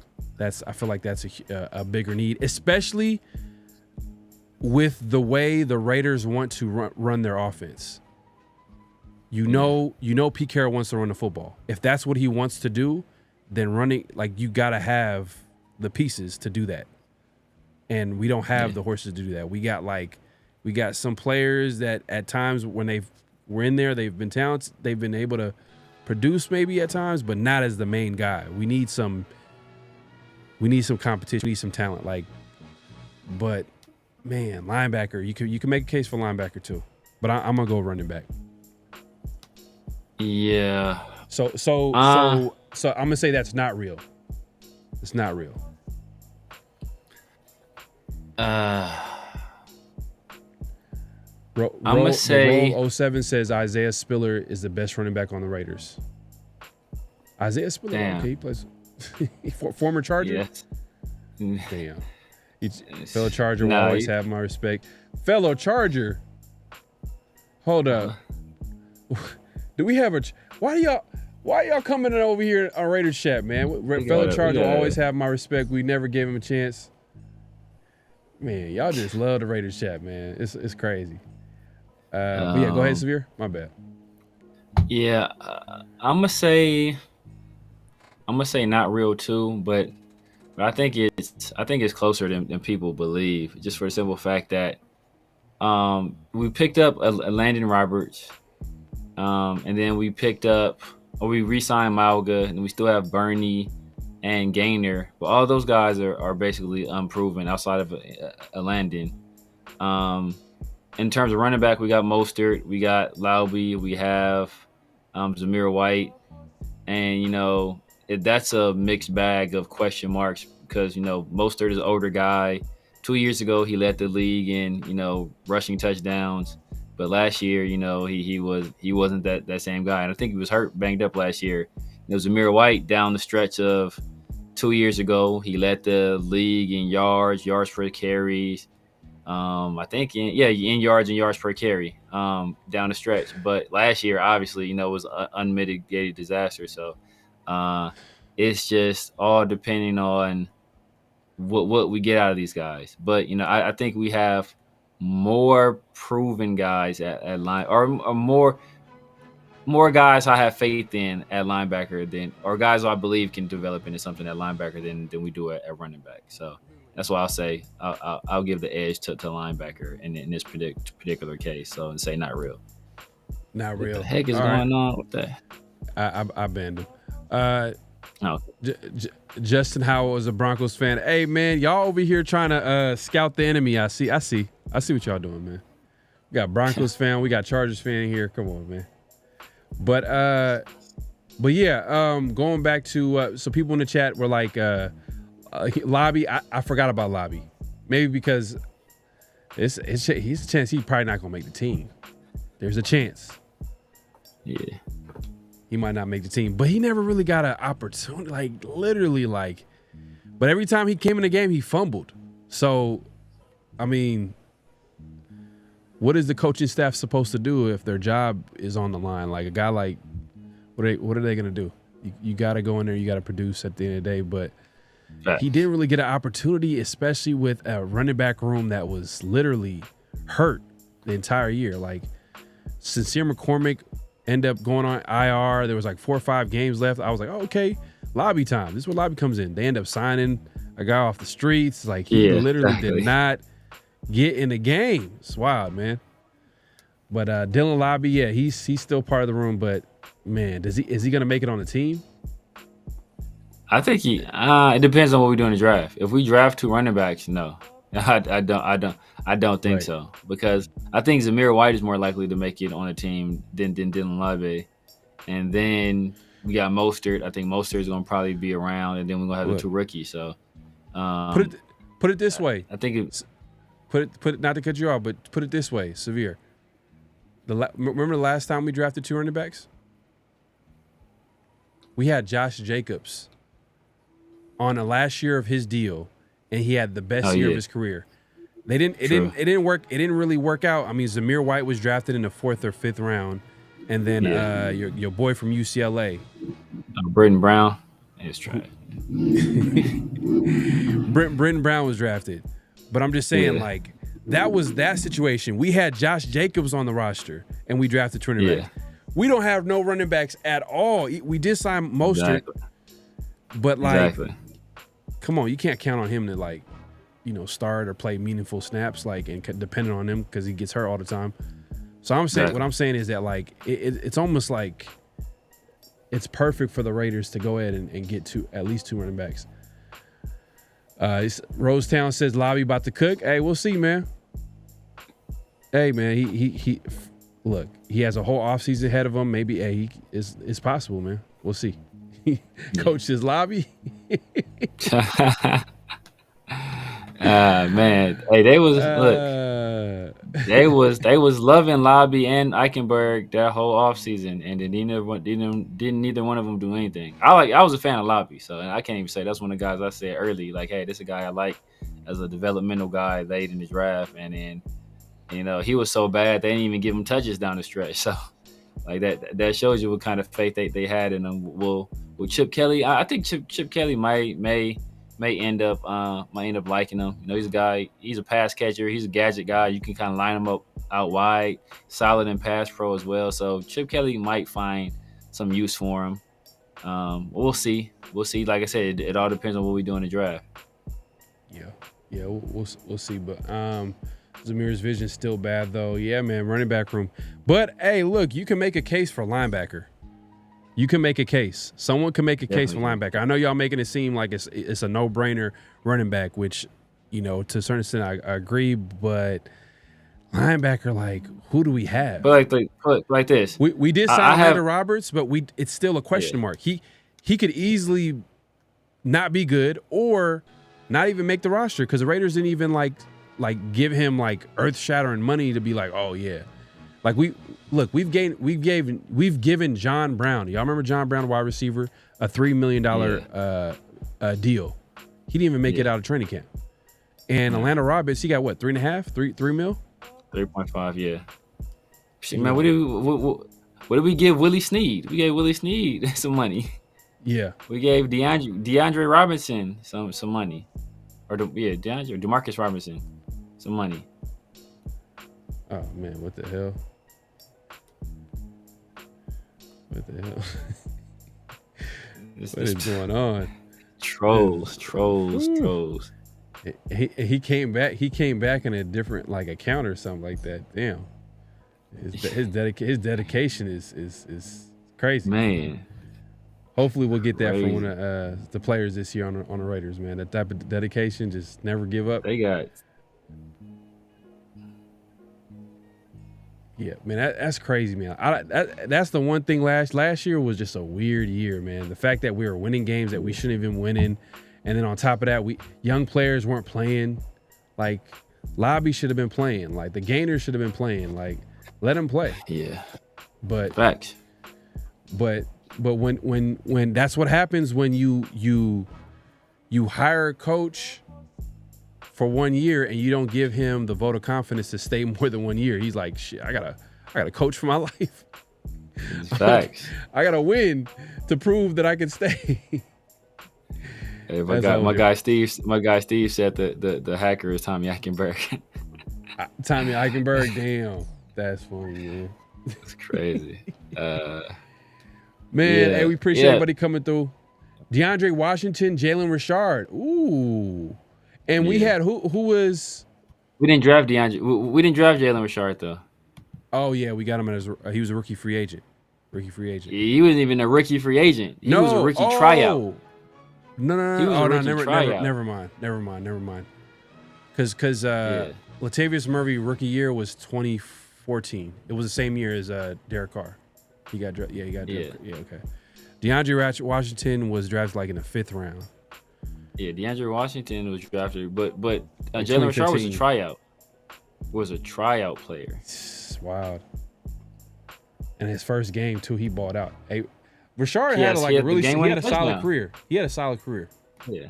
Like he's a role player. I'm not saying he was like spectacular and he had like, 1,000 yards every season, but he was like a solid like role player.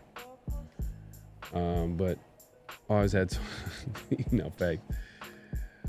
Oh man, I gotta block you again. Don't worry, man. It's no problem, man. It's crazy.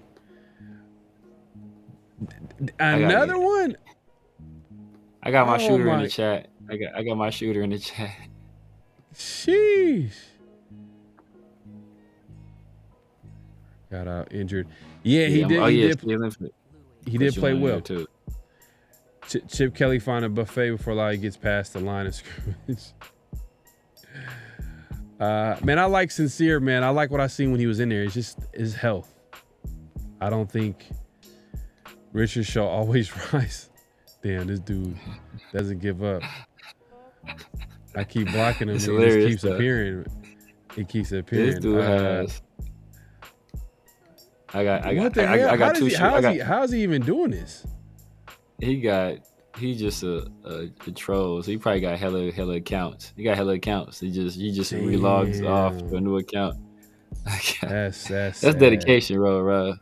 I hope Pete Carroll is as dedicated to winning next year as you are to being, to subscribing to the alternative lifestyle. Hey, make Steve a mod. I did. Oh, you did? All right, for sure. Yeah, there you go. Where's AP now? Hey, we don't know, man. He's out here, man. He's out here doing his thing, living his life, man. But, man, shout out to everybody pulling up, man. We appreciate everybody coming through. It's a great show. Make sure to clock in at this point, clock out, hit that like button, hit that subscribe button, hit that notification bell. Man, great show. We're going to have a show later on this week. We're going to have a guest. Stay tuned. Around the Shield this Thursday. I believe it's going to be a live show. So make sure to tune in. Either this Thursday or this Friday. We'll figure it out. Figure it out. Yeah, we'll make it happen. But yeah, that's why you hit that notification bell. So we appreciate everybody coming through. Severe, let the people know where they can find you, what to look forward to, all that good stuff. Yeah, I know what it is, man. The Severe Raider here on YouTube, on IG, on TikTok, Snapchat, X, all that good stuff. Find me here, man, every Tuesday night at the 50-50 show, the world famous 50-50 show with my guy, PharoahNFL, as well as, we've been rocking out on Thursday lives with Around the Shield for the time being. Maybe we might make that the permanent.